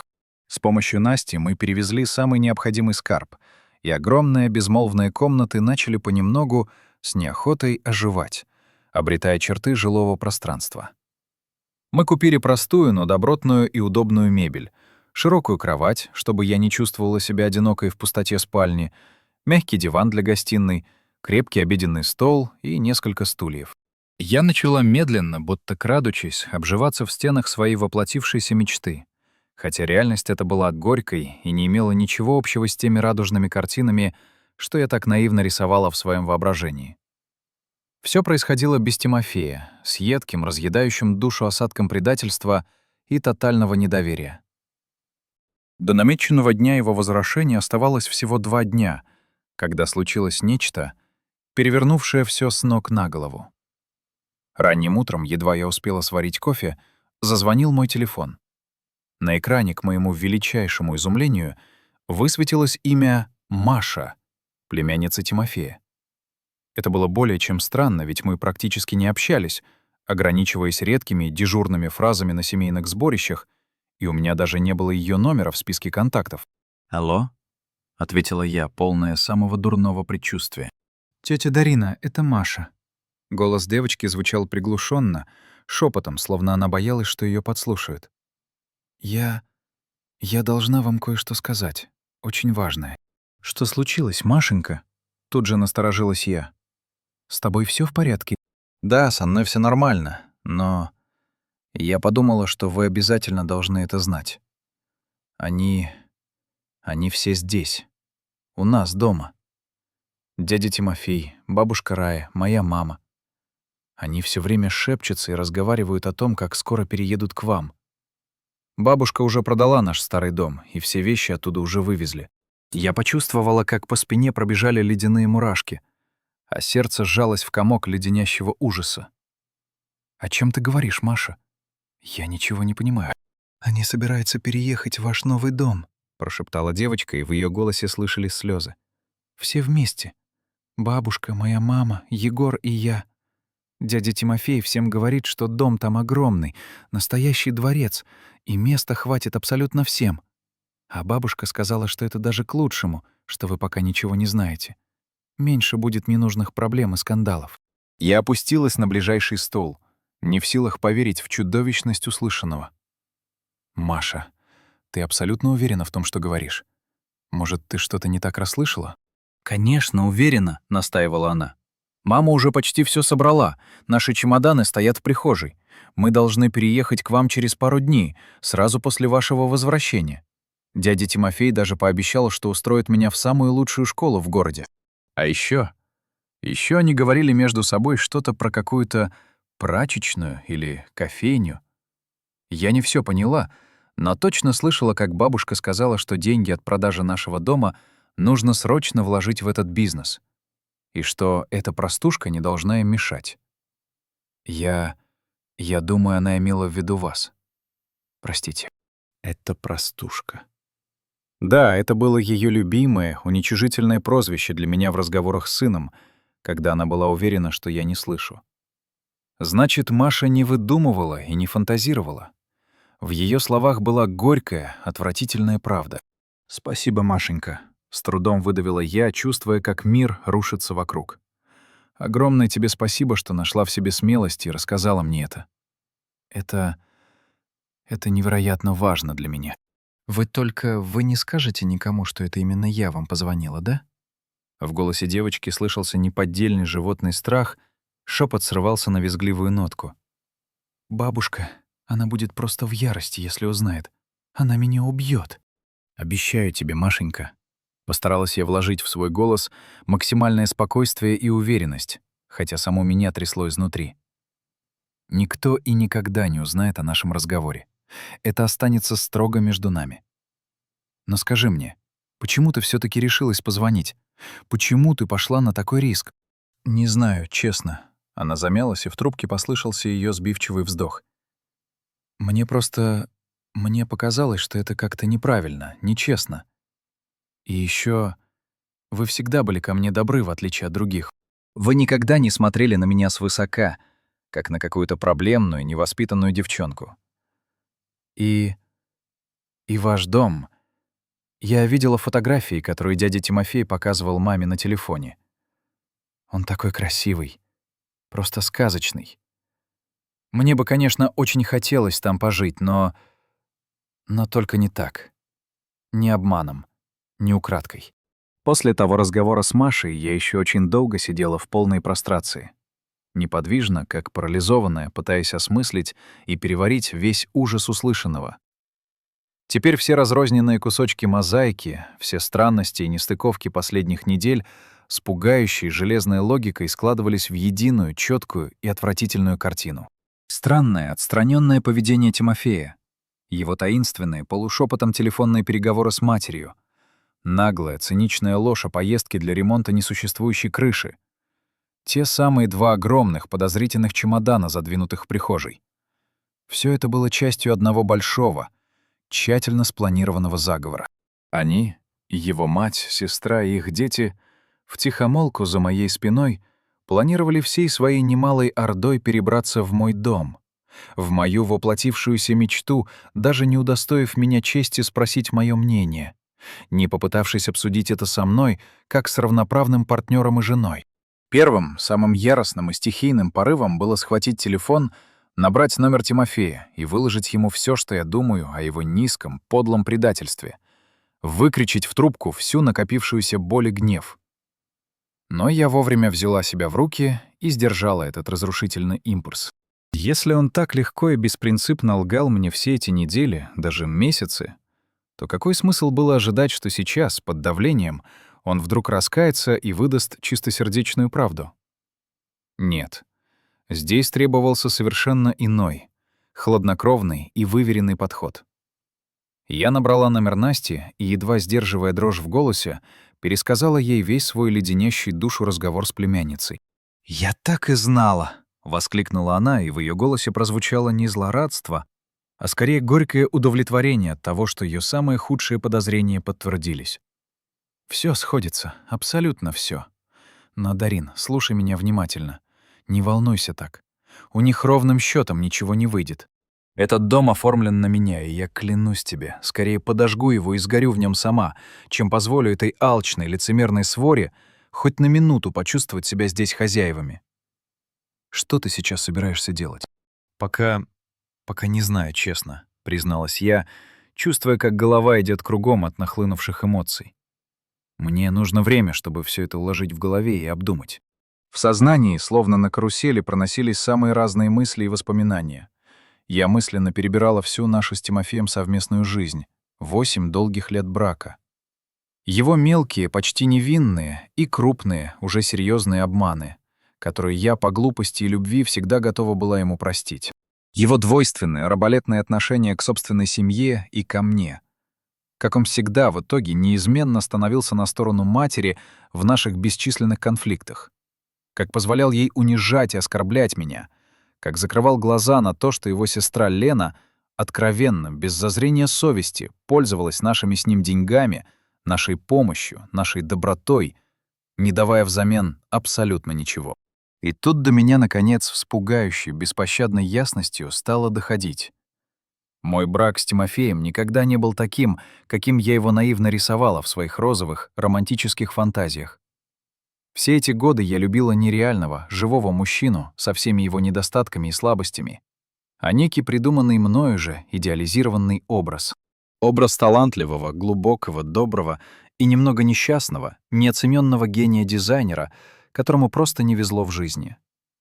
Но суровая реальность, увы, оказалась куда прозаичнее и уродливее, и сейчас эта самая реальность в лице его многочисленной родни готовилась ворваться в мою отстроенную вселенную, в мой дом, безжалостно растоптав и разрушив все мои наивные надежды на тихое счастливое будущее. Пришел мой час. Час взглянуть этой безобразной правде прямо в глаза и принять самое важное, судьбоносное решение в своей жизни. Утром в пятницу, в тот самый день, когда Тимофей обещал вернуться, раздался настойчивый громкий звонок в парадную дверь. Я прекрасно знала, что это он. Настя, проявляя чудеса предусмотрительности, установила на входе миниатюрную камеру, и теперь я видела его изображение на экране своего телефона. Он стоял на пороге с огромным пестрым букетом роз и с самой невинной, сияющей улыбкой на лице. Словно абсолютно ничего не произошло. Словно он не обманывал меня все эти долгие дни и недели. Глубоко, с усилием вздохнув, чтобы успокоить бешено колотящееся сердце, я медленно открыла тяжелую дубовую дверь. «Дарина!» Он сделал шаг навстречу, широко раскинув объятия для привычного ритуального объятия. «Ты уже здесь? Я думал, застану тебя еще в старой квартире». «Как видишь, я уже переехала». Холодно, без единой эмоции ответила я, не делая ни малейшей попытки принять его объятия. «И чувствую себя здесь вполне комфортно». Он замер на мгновение, смущенный моей ледяной встречей, но затем его лицо снова расплылось в натянутой дежурной улыбке, в которой, однако, теперь явственно читалась неуверенность и напряжение. Это же замечательно. Дом, он просто потрясающий, я смотрю. Ты сделала абсолютно правильный выбор, он великолепен. И ты уже, я вижу, успела купить кое-какую мебель? Молодец. С этими словами он, стараясь выглядеть непринужденно, прошел в гостиную, бросая вокруг себя деланно восхищенные, жадные взгляды. Какие высокие потолки! Какие просторные, светлые комнаты! Здесь будет просто отлично. «Где ты был все эти дни, Тимофей?» Резко, без всяких предисловий, перебила я его панигирики. Он обернулся ко мне, и на его упитанном, довольном лице на долю секунды мелькнуло неподдельное выражение паники, словно школьника, пойманного с шпаргалкой. «Я же говорил тебе, солнышко, у мамы, помогал ей чинить ту самую крышу. Я звонила твоей маме». Абсолютно спокойно, почти отстраненно сообщила я. Она сказала мне, что тебя там не было даже близко, и что с крышей у нее все в полном порядке, уже много лет как. Тимофей заметно побледнел, но, быстро опомнившись, взял себя в руки и сделал попытку выкрутиться. «Да, ладно, признаю. Я действительно был не совсем у мамы. Я просто не хотел тебя лишний раз волновать. Но у меня внезапно появилась возможность поучаствовать в одном очень интересном, перспективном проекте. В другом городе. Пришлось уехать срочно. Я думал, ты не поймешь моего порыва». «Хватит лжи, Тимофей». Моё терпение лопнуло, и я силой ударила ладонью по столешнице приставного столика. «Я просто устал от этой бесконечной череды твоих жалких, непродуманных выдумок. Я знаю прекрасно, где ты был на самом деле, и что вы там такое все вместе задумали». Он застыл на месте, уставившись на меня с наигранным театральным недоумением. «О чем ты вообще говоришь, Дарина? Что за чушь ты себе в голову вбила? Я говорю о том, что ты все это время провел в доме своей драгоценной матери, помогая ей и своей сестренке Лене паковать вещи. Потому что вы все втроём вместе с детьми собрались переехать сюда, в мой дом, в дом моей мечты, даже не потрудившись спросить моё мнение, не удостоив меня простым человеческим разговором. На мгновение в его глазах мелькнул настоящий неприкрытый страх. Но почти сразу же его лицо исказила маска праведного, почти святого возмущения. «Да, я был у мамы!» — выкрикнул он, воздевая руки, будто перед несправедливым судьей. «И что в этом, скажи на милость, такого предосудительного? Она моя мать, в конце концов. У нее действительно есть серьезные проблемы. И я, как единственный сын, просто обязан был ей помочь». «Какие именно проблемы, Тимофей?» — переспросила я, и мой голос прозвучал подозрительно спокойно в гробовой тишине гостиной. «Расскажи мне, раз уж мы заговорили откровенно». Он забегал по комнате, словно загнанный зверь. Его взгляд скользил по стенам, по потолку, по полу, куда угодно, только не встречался с моим. «У мамы артрит, ты же в курсе? Ей с каждым днем все тяжелее управляться с большим домом одной», — начал он, размахивая руками. А в школе у нее начался настоящий кошмар. Неприятности с новым директором, ей грозит увольнение после стольких лет работы. И с Леной тоже черная полоса. Ей сократили ставку в газете почти вдвое. Денег у них теперь едва хватает, чтобы свести концы с концами. Я не преувеличиваю. А этот негодник Егор. В школе одни сплошные конфликты. Его уже выгоняют, отчисляют за прогулы и хамство. И ты, взвесив все «за» и «против», решил, что наилучшим, единственно верным решением всех этих проблем будет всем вместе, дружной толпой, переехать сюда, в наш дом. Я намеренно сделала ударение на слове «наш», хотя прекрасно знала, какая юридическая правда стояла за этим местоимением. Тимофей резко остановился посреди комнаты и, наконец, посмотрел мне прямо в глаза. Его лицо внезапно преобразилось, стало твердым, каменным, почти жестоким. Все маски учтивости и невинности были сброшены в одно мгновение. «Да, именно так!» — выкрикнул он, и в его голосе прозвучала не просто злость, а нечто вроде торжествующей правоты. «Моя мать, моя сестра и ее дети будут жить здесь, вместе с нами. Им осточертела их жалкая, захолустная жизнь, и я не намерен от них отворачиваться. А твое мнение меня больше не интересует, потому что мы с мамой уже все решили без тебя». Резкость его тона, эта внезапная, ничем не прикрытая агрессия заставили меня инстинктивно отшатнуться. Словно передо мной стоял не тот человек, с которым я делила кров и постель 8 долгих лет, а совершенно чужой, незнакомый мужчина с пустыми, холодными глазами. Я пытался быть тактичным, хотел постепенно, мягко подготовить себя к этой мысли. Продолжал он, видя мою ошеломленную реакцию. Но раз уж ты все выведала и встала в позу, нет никакого смысла продолжать этот фарс. Да, моя семья переезжает к нам. Мама уже продала свой дом, все деньги вложены в мой новый бизнес-проект — кофейню. Им теперь буквально некуда идти, кроме как сюда. И я, будь ты уверена, не собираюсь отказываться от помощи собственной крови только из-за твоих капризов и твоего нелепого нежелания ладить с моей матерью. Я смотрела на этого внезапно чужого человека и не могла поверить, что все эти годы была слепа и глуха. 8 лет я прожила с ним, доверяла ему свои самые сокровенные мысли, любила его, оправдывала его слабости, закрывала глаза на его мелкий эгоизм. Верила, что под этой оболочкой скрывается что-то настоящее, доброе. А он просто использовал меня. Использовал мою веру, мои силы, мои деньги, мою мечту, как удобный трамплин для себя и своей ненасытной семьи. «Я уезжаю за ними прямо сейчас», — заявил Тимофей, решительно направившись к выходу. «Мы вернемся вечером, все вместе. И я настоятельно советую тебе к тому времени перестать дуться и смириться с неизбежным. Это теперь наш общий дом, Дарина. Дом всей нашей большой семьи». Я, молча, не шелохнувшись, смотрела ему вслед, как он исчезает в дверном проеме. Я могла бы остановить его, выложить всю правду о том, на чье имя на самом деле оформлен дом. Но какое-то внутреннее, холодное чувство подсказало мне подождать. Пусть привезет сюда всю свою многочисленную родню. Пусть они все разом услышат мой окончательный и бесповоротный ответ. Едва дверь за ним захлопнулась, я набрала номер Насти. «Он был здесь», — сказала я, едва сестра взяла трубку. И все подтвердил, все, о чем говорила Маша. Сейчас уехал за матерью, сестрой и детьми. Они собираются всеми силами ввалиться ко мне, даже не спросив, хочу ли я этого. «Как я и предполагала», — раздался в трубке ее спокойный деловой голос. «И что ты ему сказала? Проговорилась насчет документов?» «Нет, ничего о доме я ему не сказала», — ответила я. Решила подождать, пока они все явятся сюда, вооруженные до зубов своими чемоданами и претензиями. «Мудрое решение», — одобрила Настя. «Я сейчас же выезжаю к тебе, и мы встретим этот поезд добра вместе, во всеоружии. И да, я привезу с собой все необходимые документы, чтобы раз и навсегда прояснить ситуацию».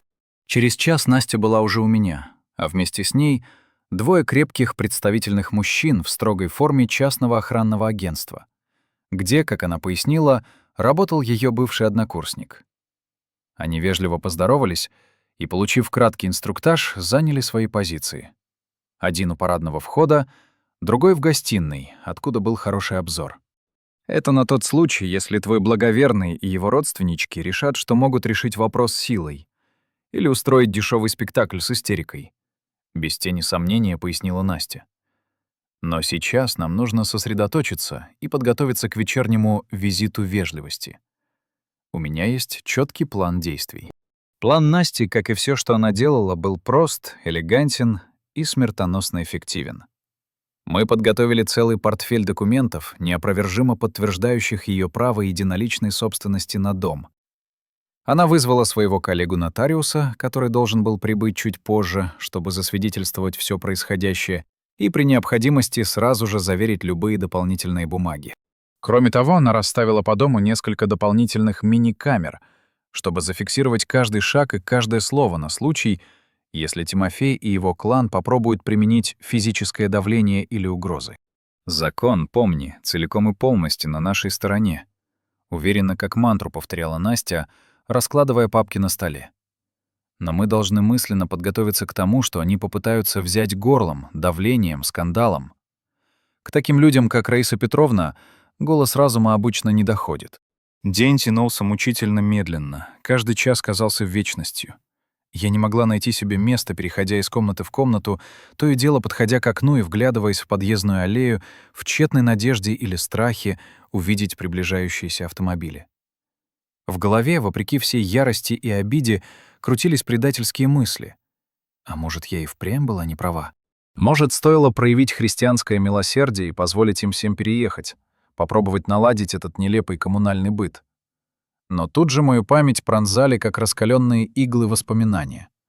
Как Тимофей годами лгал мне по мелочам, как принимал судьбоносные решения втайне от меня, как его мать смотрела на меня с ледяным презрением, а он никогда не вступался. Нет, это был бы не дом моей мечты, а самый настоящий филиал ада на земле, кошмар, от которого не проснуться. Около 6 вечера, когда солнце уже клонилось к закату, на подъездной дорожке наконец показался знакомый автомобиль Тимофея. За ним, как призрак, плелся арендованный микроавтобус, битком набитый какими-то свертками, коробками и чемоданами. Из машины один за другим, словно клоуны из маленького автомобильца в цирке, стали вылезать Тимофей, его мать с надменным выражением лица, его сестра Лена с вечно недовольной гримасой и оба подростка. Все они были обвешаны сумками и дорожными мешками, будто и впрямь собирались заселиться сюда на постоянной основе, прямо с колес. «Они здесь», — тихо сказала я, поворачиваясь к Насте, которая в этот момент как раз заканчивала разговор по телефону с нотариусом. «Отлично», — кивнула она, откладывая трубку. «Нотариус уже подъезжает. А сейчас, сестра, главное — держись уверенно и не позволяй им запугать тебя. Помни, это твоя территория и твои правила». Раздался настойчивый, требовательный звонок в дверь, прорезавший вечернюю тишину моего дома. Я глубоко, как перед прыжком в бездну, вздохнула, расправила плечи и медленно пошла открывать. Один из охранников, неотлучно находившийся рядом, последовал за мной на почтительном, но хорошо заметном расстоянии. Его спокойная профессиональная собранность служила мне живым щитом. На пороге, залитым золотистым светом заходящего солнца, стоял Тимофей, а за его спиной высилась, словно грозный монумент, его мать, Раиса Петровна, с суровым и непоколебимо решительным выражением на лице. Рядом с ней топталась, переминаясь с ноги на ногу, Лена. Ее вечно недовольная гримаса казалась еще более отталкивающей. Егор, как и полагается современному подростку, уткнулся в экран своего телефона, демонстративно игнорируя все происходящее. А Маша робко стояла чуть поодаль, упорно избегая моего взгляда, полного вопросов. Когда они вечером подъехали к дому, явно ожидая триумфального въезда, то торопили от неожиданного зрелища, представшего их глазам на пороге. Их встретила не только я, одинокая и, как они надеялись, сломленная, но и вся моя свита. Уверенная в себе Настя, двое крепких охранников в строгой форме и подъехавший одновременно с ними господин с дипломатом нотариус. «Что все это значит?» — с неподдельным, почти комичным удивлением спросил Тимофей, растерянно переводя взгляд с моего спокойного лица на Настю, на охранников и обратно. «Кто все эти люди? Какое-то недоразумение?» «Проходите, не стесняйтесь», — сделала я широкий приглашающий жест, пропуская их в прихожую. «Нам действительно нужно кое-что серьезно и обстоятельно обсудить». Они нерешительно, словно стадо напуганных овец, вошли в дом, растерянно и жадновато оглядываясь по сторонам. Раиса Петровна инстинктивно прижимала к груди свою дорогую, лакированную сумочку, словно опасаясь, что в этом логове врага ее в любой момент могут ограбить. Лена, не выпуская руки дочери, волочила за собой Машу, которая, казалось, готова была провалиться сквозь землю от стыда и смущения. Егор же безучастно плелся в хвосте процессии, не отрывая взгляда от мерцающего экрана. «Разрешите представить», — начала я, и мой голос прозвучал на удивление ровно и твердо. «Это моя сестра, Настя. А это представители службы безопасности и господин нотариус. Они присутствуют здесь, чтобы засвидетельствовать наш с вами разговор и обеспечить его юридическую чистоту». «Зачем нам, скажи на милость, нотариус?» — нахмурился Тимофей, и в его глазах заплясали тревожные огоньки. «Что здесь в самом деле происходит, Дарина? Объясни немедленно». «Я как раз собираюсь внести полную ясность», — твердо заявила я. «Вы все приехали сюда с твердым намерением переселиться в этот дом, не потрудившись спросить мое мнение и не получив моего добровольного согласия. Такое поведение я считаю абсолютно недопустимым и оскорбительным». «Мы же семья, милая Дариночка», — вдруг заговорила елейным сладким голосом Раиса Петровна, делая шаг вперед. «Мы должны поддерживать друг друга в трудную минуту, делить и хлеб, и кров. А сейчас у нас, ты же знаешь, действительно черная полоса. Мы продали наш старый дом. Все вырученные средства вложили в перспективный бизнес Тимофея. Я знаю, резко, но вежливо перебила я ее. Тимофей мне уже все подробно рассказал, но вы все, и в первую очередь ты, Тимофей, должны были обсудить этот вопрос со мной, прежде чем принимать столь судьбоносные для всех нас решения. «Да брось ты эти церемонии», — грубо вмешалась Лена, бросая на меня раздраженный взгляд. «Места тут, я гляжу, на всех за глаза хватит. Мама будет готовить на всех, я буду по хозяйству помогать с уборкой. Дети пойдут в приличные городские школы. Все останутся в выигрыше, все довольны». «Нет». Я покачала головой, и в моем голосе зазвучали стальные нотки. «Все в выигрыше, кроме меня. Я покупала этот дом исключительно для нас с Тимофеем, чтобы мы могли начать здесь новую, счастливую жизнь. Ту самую жизнь, о которой я грезила долгие годы, отказывая себе во всем. И я не позволю никому, слышите, никому разрушить эту мою мечту». «Ты ужасно эгоистична», — ядовито заметила Раиса Петровна, тонко поджав свои бескровные губы. «Вечно думаешь только о себе и своих прихотях. А как же вечные семейные ценности? А как же священное уважение к старшим?» «Уважение, Раиса Петровна, должно быть взаимным», — абсолютно спокойно парировала я. «Вы же со своей стороны никогда не уважали ни меня, ни мои личные границы, ни мои желания и стремления. И сейчас вы лишь в очередной раз блестяще это продемонстрировали, самоуверенно решив переехать в мой дом, даже не поинтересовавшись моим мнением». «В наш дом», — мрачно поправил меня Тимофей, выступая вперед и смотря на меня из-под лобья. «Мы с тобой муж и жена, и по закону у нас общее совместно нажитое имущество. Следовательно, я имею точно такое же законное право решать, кто будет здесь жить, как и ты». «И это...» — я сделала глубокий драматический вдох. «Подводит нас к самому главному и важному моменту нашего разговора. Этот дом, Тимофей, не принадлежит ни тебе, ни даже мне. Он юридически оформлен на имя моей сестры, Насти». В гостиной воцарилась оглушительная, звенящая тишина, которую можно было резать ножом. Все присутствующие уставились на меня с откровенным, немым недоумением, будто я только что сообщила им, что Земля на самом деле плоская. «Что?» — взорвался Тимофей, и его лицо исказило гримаса ярости и неверия. «Что за бред ты несешь? Какая Настя?» «Никакой это не бред», — уверенно вмешалась Настя, с спокойствием профессионала, раскладывая на столе папку с официальными документами. «Дом действительно оформлен на моё имя. Все очень просто. Из-за безнадежно испорченной кредитной истории Дарины, о которой ты, кстати, прекрасно осведомлен, ни один банк не дал бы ей ипотеку на выгодных условиях. Поэтому я, как сестра, взяла кредит на своё имя, а средства для первоначального взноса предоставила Дарина из своих личных сбережений, полученных в наследство. «Это же незаконно!» — всплеснула руками Раиса Петровна, и её глаза метали молнии.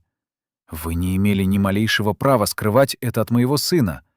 Он ваш законный муж. Он имеет полное право знать всё». «Ничего противозаконного здесь нет». Спокойно, с лёгкой снисходительностью в голосе, возразил нотариус, достав из своего дипломата печать. Гражданка имеет полное право оформить приобретаемую недвижимость на любое выбранное ею лицо. Более того, между сестрами существует нотариально заверенный договор, который детально регулирует все их имущественные и финансовые отношения по поводу данного объекта недвижимости. «Ты обманула меня», — прошипел Тимофей, и его взгляд, полный немой ненависти, буквально впивался в меня, словно раскаленные иглы. «Все это время, пока я строил планы, ты лгала мне в глаза». «Нет, Тимофей», — я покачала головой, чувствуя, как последние остатки жалости к нему испаряются под воздействием его злобы. «Я не лгала. Я просто не сочла нужным посвящать тебя во все юридические тонкости сделки. Я искренне планировала сделать это позже, когда мы уже переедем и начнем обживаться здесь, вместе, как и договаривались. Но ты сам не оставил мне никакого выбора, решив втайне от меня, за моей спиной, переселить в наш с тобой дом всю свою многочисленную семью». «И что теперь?» Он сжал кулаки так, что костяшки побелели, и его голос зазвучал низко и угрожающе. «Ты что, выгонишь нас всех на улицу? В прямом смысле? Моя мать продала свой дом. Им некуда идти, ты понимаешь? Некуда!» Это было ваше собственное, абсолютно добровольное решение, а не моё. Твёрдо, без тени сомнения, парировала я. Вы все, и ты в первую очередь, решили действовать скрытно, из-под тишка. И теперь вам приходится пожинать горькие плоды собственной спесивости и безрассудства. «Значит так», — Тимофей сделал резкий шаг вперед. Его лицо исказило гримаса ярости. «После 8 лет брака, после всего, что мы прошли, ты просто-напросто выбрасываешь меня, своего законного мужа, на улицу, как отработанный материал». Один из охранников, стоявший неподалеку, тут же, без лишней суеты, сделал встречный шаг, четко и недвусмысленно преградив ему путь ко мне. «Я подаю на развод, Тимофей». Абсолютно спокойно, почти отстраненно заявила я. «После всего, что ты совершил, после этой грандиозной лжи и чудовищного предательства, я не вижу ни малейшей возможности для дальнейшего будущего нашего брака. Ты не просто обманул мое доверие, ты растоптал его. Ты лгал мне, ты манипулировал мной. Ты видел во мне не партнера, а удобный инструмент для достижения своих и твоей семьи целей. Я больше не хочу и не могу жить с человеком, который не уважает ни меня, ни мои чувства, ни мои самые сокровенные желания и мечты. Ты не имеешь права так поступить со мной!» Он попытался обойти массивную фигуру охранника, но тот остался непреклонен, как скала. «Я не позволю этого. Я не дам тебе развода!» «Это решение находится не в вашей компетенции». Вежливо, но твердо вмешался нотариус, поправляя очки. Согласно действующему семейному законодательству, расторжение брака может быть оформлено в судебном порядке даже без согласия одного из супругов, при наличии веских оснований. «Но я все равно получу свою законную долю!» — почти закричал Тимофей, с силой ткнув пальцем в сторону гостиной. «Это совместно нажитое имущество. Я имею на него право». «К сожалению, вы заблуждаетесь». Нотариус с легкой, почти незаметной улыбкой покачал головой. Поскольку данный объект недвижимости был приобретен с использованием личных средств вашей супруги, полученных ею в порядке наследования, и, что ключевое, оформлен на третье лицо, он не подпадает под категорию совместно нажитого имущества супругов в его классическом понимании. В случае инициирования судебного разбирательства ваши шансы на признание за вами какой-либо значимой доли в этом доме крайне призрачны, если не сказать, что равны нулю. Раиса Петровна, стоявшая до этого момента в гробовом молчании, вдруг побелела как полотно, и ее лицо исказила немая, бессильная ярость. «Это самый настоящий, подлый заговор!» — закричала она, трясясь от гнева. «Вы все до мелочей спланировали заранее, чтобы опозорить и обобрать моего несчастного сына. Никакого заговора здесь нет и в помине». Абсолютно спокойно, с холодной вежливостью ответила Настя.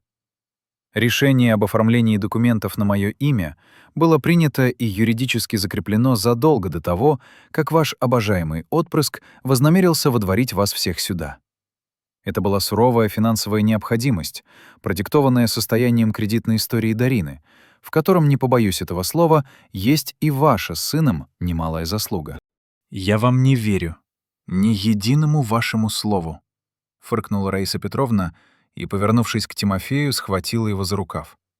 «Тимофей, ну сделай же что-нибудь. Неужели ты позволишь этой особе так унизить и оскорбить тебя и всю нашу семью?» Тимофей стоял, опустив голову, словно поверженный гладиатор. Его плечи бессильно поникли, а вся напускная, наигранная уверенность разом испарилась, оставив после себя лишь пустоту. Впервые за многие годы я увидела перед собой не самоуверенного манипулятора и лжеца, а растерянного, подавленного человека, чьи все тщательно выстроенные планы и надежды рухнули в одночасье, похоронив под обломками его самомнения. «И что ты предлагаешь?» Наконец выдохнул он, поднимая на меня взгляд, в котором причудливо смешались злоба, отчаяние и капля какого-то нового, незнакомого мне уважения.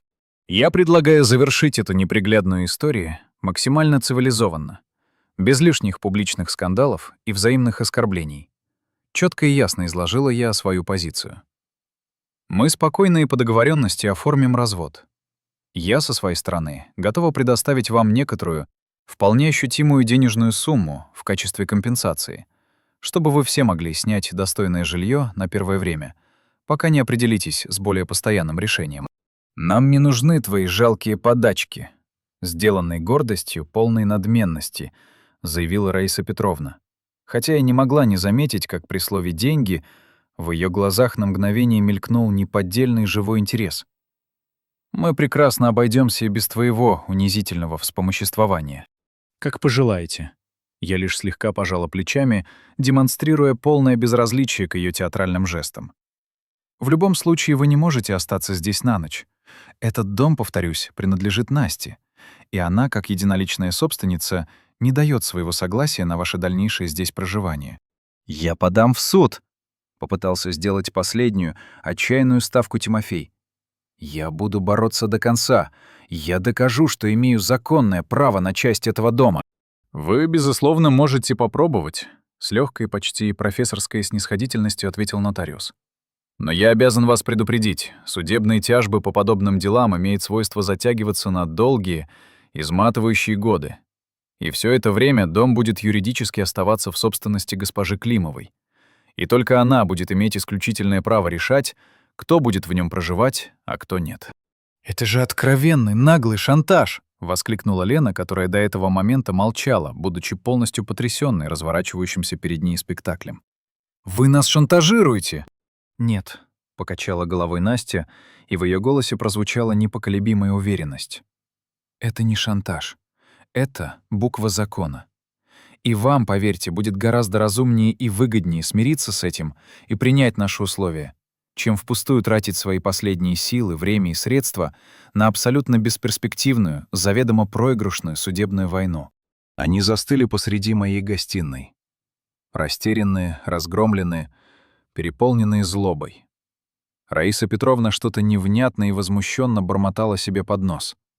Лена тихо, но истерично всхлипывала, уткнувшись лицом в ладони.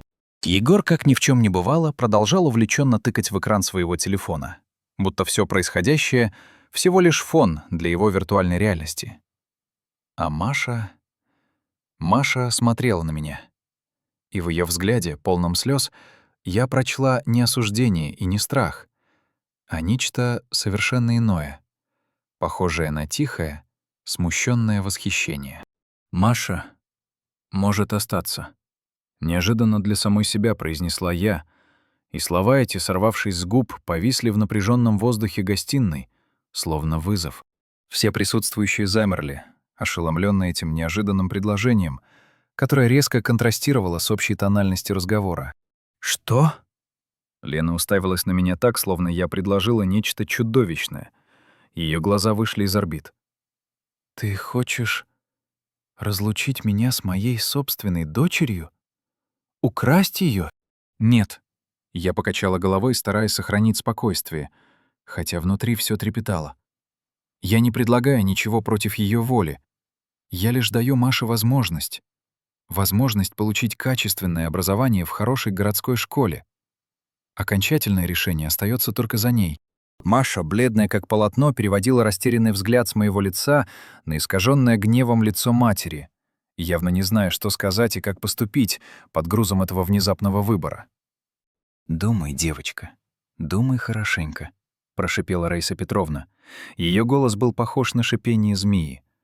«Эта женщина намеренно пытается расколоть нашу семью изнутри, посеять между нами вражду. И ты готова пойти у нее на поводу, стать ее марионеткой?» «Я никого не пытаюсь раскалывать», — спокойно, но твердо возразила я. «Я всего лишь защищаю свой дом и свое право на ту жизнь, о которой всегда мечтала. И предлагаю руку помощи единственному человеку из всей вашей семьи, кто проявил по отношению ко мне хоть капли человеческого участия и уважения». «Мы уходим!» — резко, почти крикнул Тимофей, грубо хватая свою мать под руку и силой разворачивая ее к выходу. «Все вместе! И не сомневайся, Дарина, это еще не конец. Я найду способ заставить тебя заплатить за сегодняшнее унижение. Ты еще пожалеешь». «Мы могли бы расстаться цивилизованно», — устало, без всяких эмоций сказала я, чувствуя, как накатывает пустота. Без этих угроз и взаимных обвинений. По-взрослому. Слишком поздно для красивых жестов. Сквозь стиснутые зубы процедил он, уже отворяя дверь. Ты сделала свой выбор. Теперь пожинай последствия. Они один за другим, словно побежденное войско, потянулись к выходу. Маша, проходя мимо, бросила на меня короткий, но невероятно выразительный прощальный взгляд. И в ее глазах, полных слез, я прочла целую гамму чувств. Растерянность, страх и что-то еще. Что-то похожее на тихую благодарность и слабый проблеск надежды. Мне до боли захотелось крикнуть ей вдогонку, что мое предложение остается в силе, что дверь в мой дом для нее всегда открыта, и она может обратиться ко мне за помощью в любой момент. Но я сдержала этот порыв и промолчала. Это должен был быть ее собственный, ничем не обусловленный выбор, и я не имела ни морального права, ни желания давить на нее или подставлять под удар. Когда тяжелая дубовая дверь наконец закрылась за ними, в доме воцарилась оглушительная, звенящая тишина, нарушаемая лишь прерывистым биением моего собственного сердца. Я медленно, будто все кости у меня были переломаны, опустилась на ближайший диван, чувствуя, как чудовищное напряжение последних дней, часов и минут начинает понемногу отступать, оставляя после себя лишь глухую, ноющую усталость. «Ты молодец», — тихо сказала Настя, опускаясь рядом и кладя свою теплую твердую руку мне на плечо. Держалась достойно. Справилась даже лучше, чем я могла предположить. Горжусь тобой. «Я чувствую себя ужасно», — выдохнула я, закрывая глаза и откидывая голову на спинку дивана. 8 лет. Целых 8 лет совместной жизни. И все закончилось вот так. На этом пороге. С этими взглядами, полными ненависти. Не 8 лет жизни. Мягко, но настойчиво поправила меня сестра. А 8 лет бесценного опыта. Опыта, который закалил тебя, сделал сильнее, мудрее и проницательнее. Ты не потеряла эти годы, Дарин. Ты выросла благодаря им, поняв, кто ты и чего на самом деле стоишь. Я молча кивнула, хотя острая, режущая боль от предательства Тимофея и крушение всех прежних иллюзий все еще жила в груди, как заноза. Наверное, она не исчезнет полностью никогда, эта боль. Просто со временем, я надеялась, она притупится, станет тише, превратится в приглушенный фон, не более. «И что теперь?» — спросила я, глядя на Настю сквозь влажную пелену назревавших слез. «А теперь», — просто ответила она, обнимая меня за плечи, — «ты будешь жить. Просто жить. В своем собственном доме. По своим собственным правилам. Будешь неспешно, в свое удовольствие, обустраивать его именно так, как всегда мечтала. Будешь создавать свою жизнь, новую, с чистого листа. И, наконец-то, перестанешь оглядываться на чужие желания, амбиции и ожидания». Прошел почти год с того памятного переломного дня, когда я выставила Тимофея и его многочисленную родню за порог своего дома. Развод, к моему удивлению, удалось оформить относительно быстро и без лишних публичных скандалов. Тимофей, вопреки всем своим громким угрозам, так и не решился затевать заведомо проигрышную судебную тяжбу. Возможно, его остановили трезвые аргументы нотариуса, а возможно, его мать, Раиса Петровна, будучи женщиной практичной, рассудила, что не стоит вкладывать последние средства в абсолютно бесперспективное дело. Так или иначе, я была безмерно благодарна судьбе за то, что эта мучительная глава моей жизни закрылась настолько мирно, насколько это вообще было возможно. Со временем я узнала некоторые подробности их дальнейшей судьбы. Они сняли скромную квартиру где-то на окраине города, в спальном районе. Деньги от продажи старого дома Раисы Петровны действительно были вложены в тот самый бизнес. Сеть пафосных кофеен, которую Тимофей с таким пылом пытался раскрутить. Но, как и подавляющее большинство его предыдущих грандиозных проектов, эта авантюра тоже не увенчалась успехом. Через полгода кофейни одна за другой начали закрываться, а все вложенные средства, что логично, бесследно испарились. Впрочем, их финансовые проблемы меня больше не касались. Я продолжала исправно выплачивать ипотеку и постепенно, с любовью и усердием, обустраивала свой дом, по кирпичику превращая его в то самое место, где мне было по-настоящему уютно, спокойно и безопасно. Я сделала долгожданный ремонт в гостиной, заменила старую проржавевшую сантехнику, привела в божеский вид заброшенный яблоневый сад. Каждое, даже самое незначительное изменение, каждый новый штрих приносили мне чувство глубокого, ни с чем не сравнимого удовлетворения. Это был мой дом, моя территория, моя нерушимая крепость. И вот однажды вечером, когда я как раз наслаждалась тишиной в своей обновленной гостиной, раздался робкий, но настойчивый звонок в дверь. На пороге, прижимая к груди небольшой потрёпанный рюкзачок, стояла Маша. Она выглядела испуганной, но в её глазах горела твёрдая, взрослая решимость. «Тётя Дарина», — сказала она, и её голос дрожал от волнения. «Я хочу учиться здесь, в городе. Можно я буду жить у вас?» Оказалось, что ситуация в семье Тимофея после краха его бизнеса стала и впрямь невыносимой. Раиса Петровна, не в силах смириться с потерей денег и статуса, день и ночь обвиняла во всех бедах всех вокруг. Лена, не выдержав постоянного давления и скандалов, сорвалась и ушла в глубокий запой. А Тимофей пропадал днями и ночами, безуспешно пытаясь найти хоть какой-то новый источник дохода. И в доме царили хаос и отчаяние. В этой гнетущей атмосфере взаимных упреков, безысходности и тотального безденежья Маша чувствовала себя абсолютно потерянной, лишней и ненужной. Словно невидимый призрак в собственном доме. Именно тогда, в самый темный час, она вспомнила о моем давнем предложении и, собрав всю свою отчаянную храбрость, решилась постучаться в мою дверь. Я, конечно же, не могла ей отказать. Так юная, хрупкая девочка со своим небольшим рюкзачком переехала ко мне. Мы с помощью все той же неутомимой Насти оформили все необходимые документы для зачисления в новую школу. Лена, погруженная в пучину собственных нерешенных проблем и депрессии, даже не стала возражать. И Маша, с трепетом сердца, переступила порог престижной городской гимназии. Сначала ей было невероятно трудно. Совершенно другие, более требовательные учителя, новый, непривычно строгий коллектив одноклассников и необходимость срочно наверстывать огромные пласты упущенных знаний. Но в ней обнаружилась удивительная, стальная целеустремленность и редкостная способность к обучению. Она занималась днями и ночами, и ее упорство принесло блестящие плоды. К концу учебного года ее имя красовалось в списке лучших учениц класса. Ее присутствие в доме стало тем самым недостающим пазлом, что изменил все. Оно наполнило эти старые стены непривычными, но такими желанными звуками. Живым движением, смехом, музыкой, спорами о прочитанных книгах.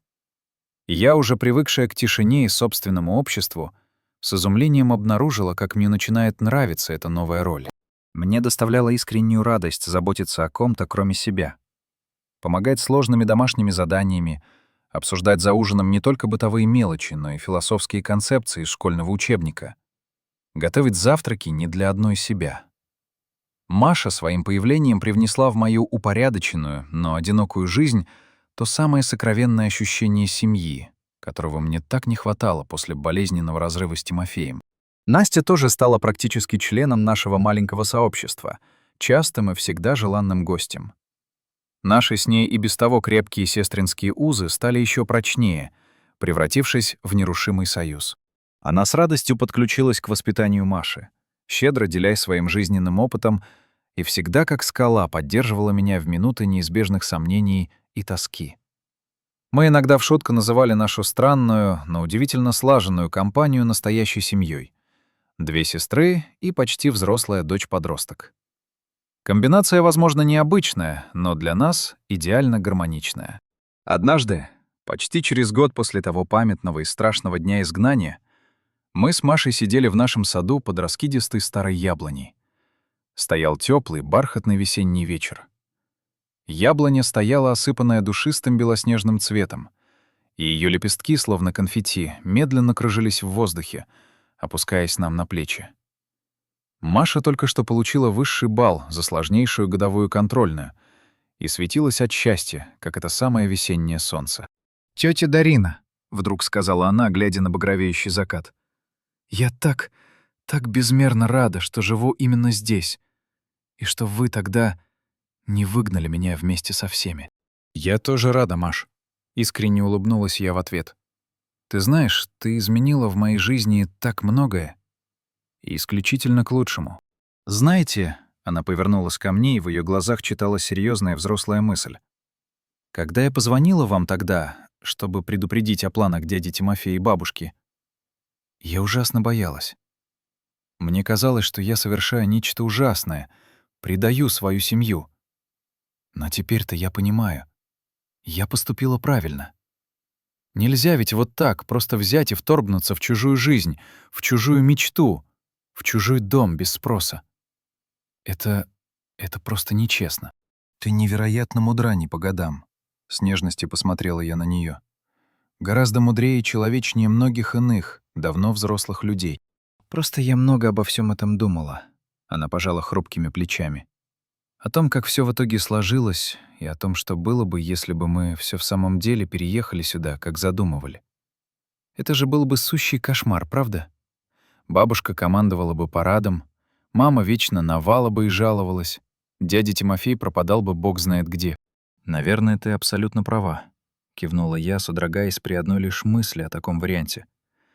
Это был бы не дом, а настоящее поле брани, где каждый день битва за выживание. «А сейчас здесь так хорошо», — тихо произнесла она, глубоко вдыхая пьянящий аромат цветущей яблони. «Так спокойно. Здесь можно, наконец, дышать полной грудью. Можно быть просто собой, а не тем идеалом, каким тебя хотят видеть остальные». Я смотрела на эту удивительную девушку, такую не похожую ни на свою мать, ни на властную бабушку, и размышляла о причудливых и непредсказуемых зигзагах судьбы. Кто бы мог предположить, что чудовищное предательство Тимофея, принесшее столько боли, в конечном счете обернется таким хрупким, но настоящим счастьем? Что из огня всех пройденных испытаний и разочарований родится новая, такая неожиданная семья, новая, полная смысла жизнь и совершенно новая, окрепшая и познавшая себе цену — я. «Знаешь, Маша», — сказала я, глядя на прощальные лучи солнца, окрашивающие небо в персиковые тона, иногда то, что в самый горький момент кажется безнадежным концом всего, на самом деле оказывается всего лишь началом чего-то по-настоящему нового. Когда рушится что-то старое, прогнившее и отжившее, оно освобождает место для чего-то свежего. И очень часто это новое оказывается в 1000 раз лучше всех наших самых смелых и радужных мечтаний. «Как наш дом?» — спросила она, и я с теплотой отметила про себя это маленькое, но такое значимое слово — «наш». Не твой или мой, а именно наш. «Да», — улыбнулась я, глядя на освещенные закатом стены особняка. «Как наш дом». Мы сидели под цветущей яблоней, и я, наконец, ощутила в своей душе то самое, выстраданное и заслуженное чувство. Абсолютное, ничем не омраченное спокойствие и уверенность в завтрашнем дне. Дом, о котором я так исступленно мечтала все эти годы, наконец-то стал настоящим домом. Не просто комбинацией кирпичей, бревен и крыши, а живым существом, где обитают любовь, взаимное уважение и глубинное понимание. Местом, где можно быть собой, не притворяясь. Местом, которое безраздельно принадлежит нам, и где мы, в свою очередь, безраздельно принадлежим ему. Дом, который начинался как сугубо мой, теперь стал нашим. И в этом простом, но таком важном преобразовании заключалась моя самая главная и ценная победа. Спасибо, что дослушали эту историю до конца. Если она затронула ваши струны души, оставьте, пожалуйста, комментарий. Мне очень важно знать ваше мнение. Подписывайтесь на канал, чтобы не пропустить новые рассказы. Ваша поддержка вдохновляет на новые истории.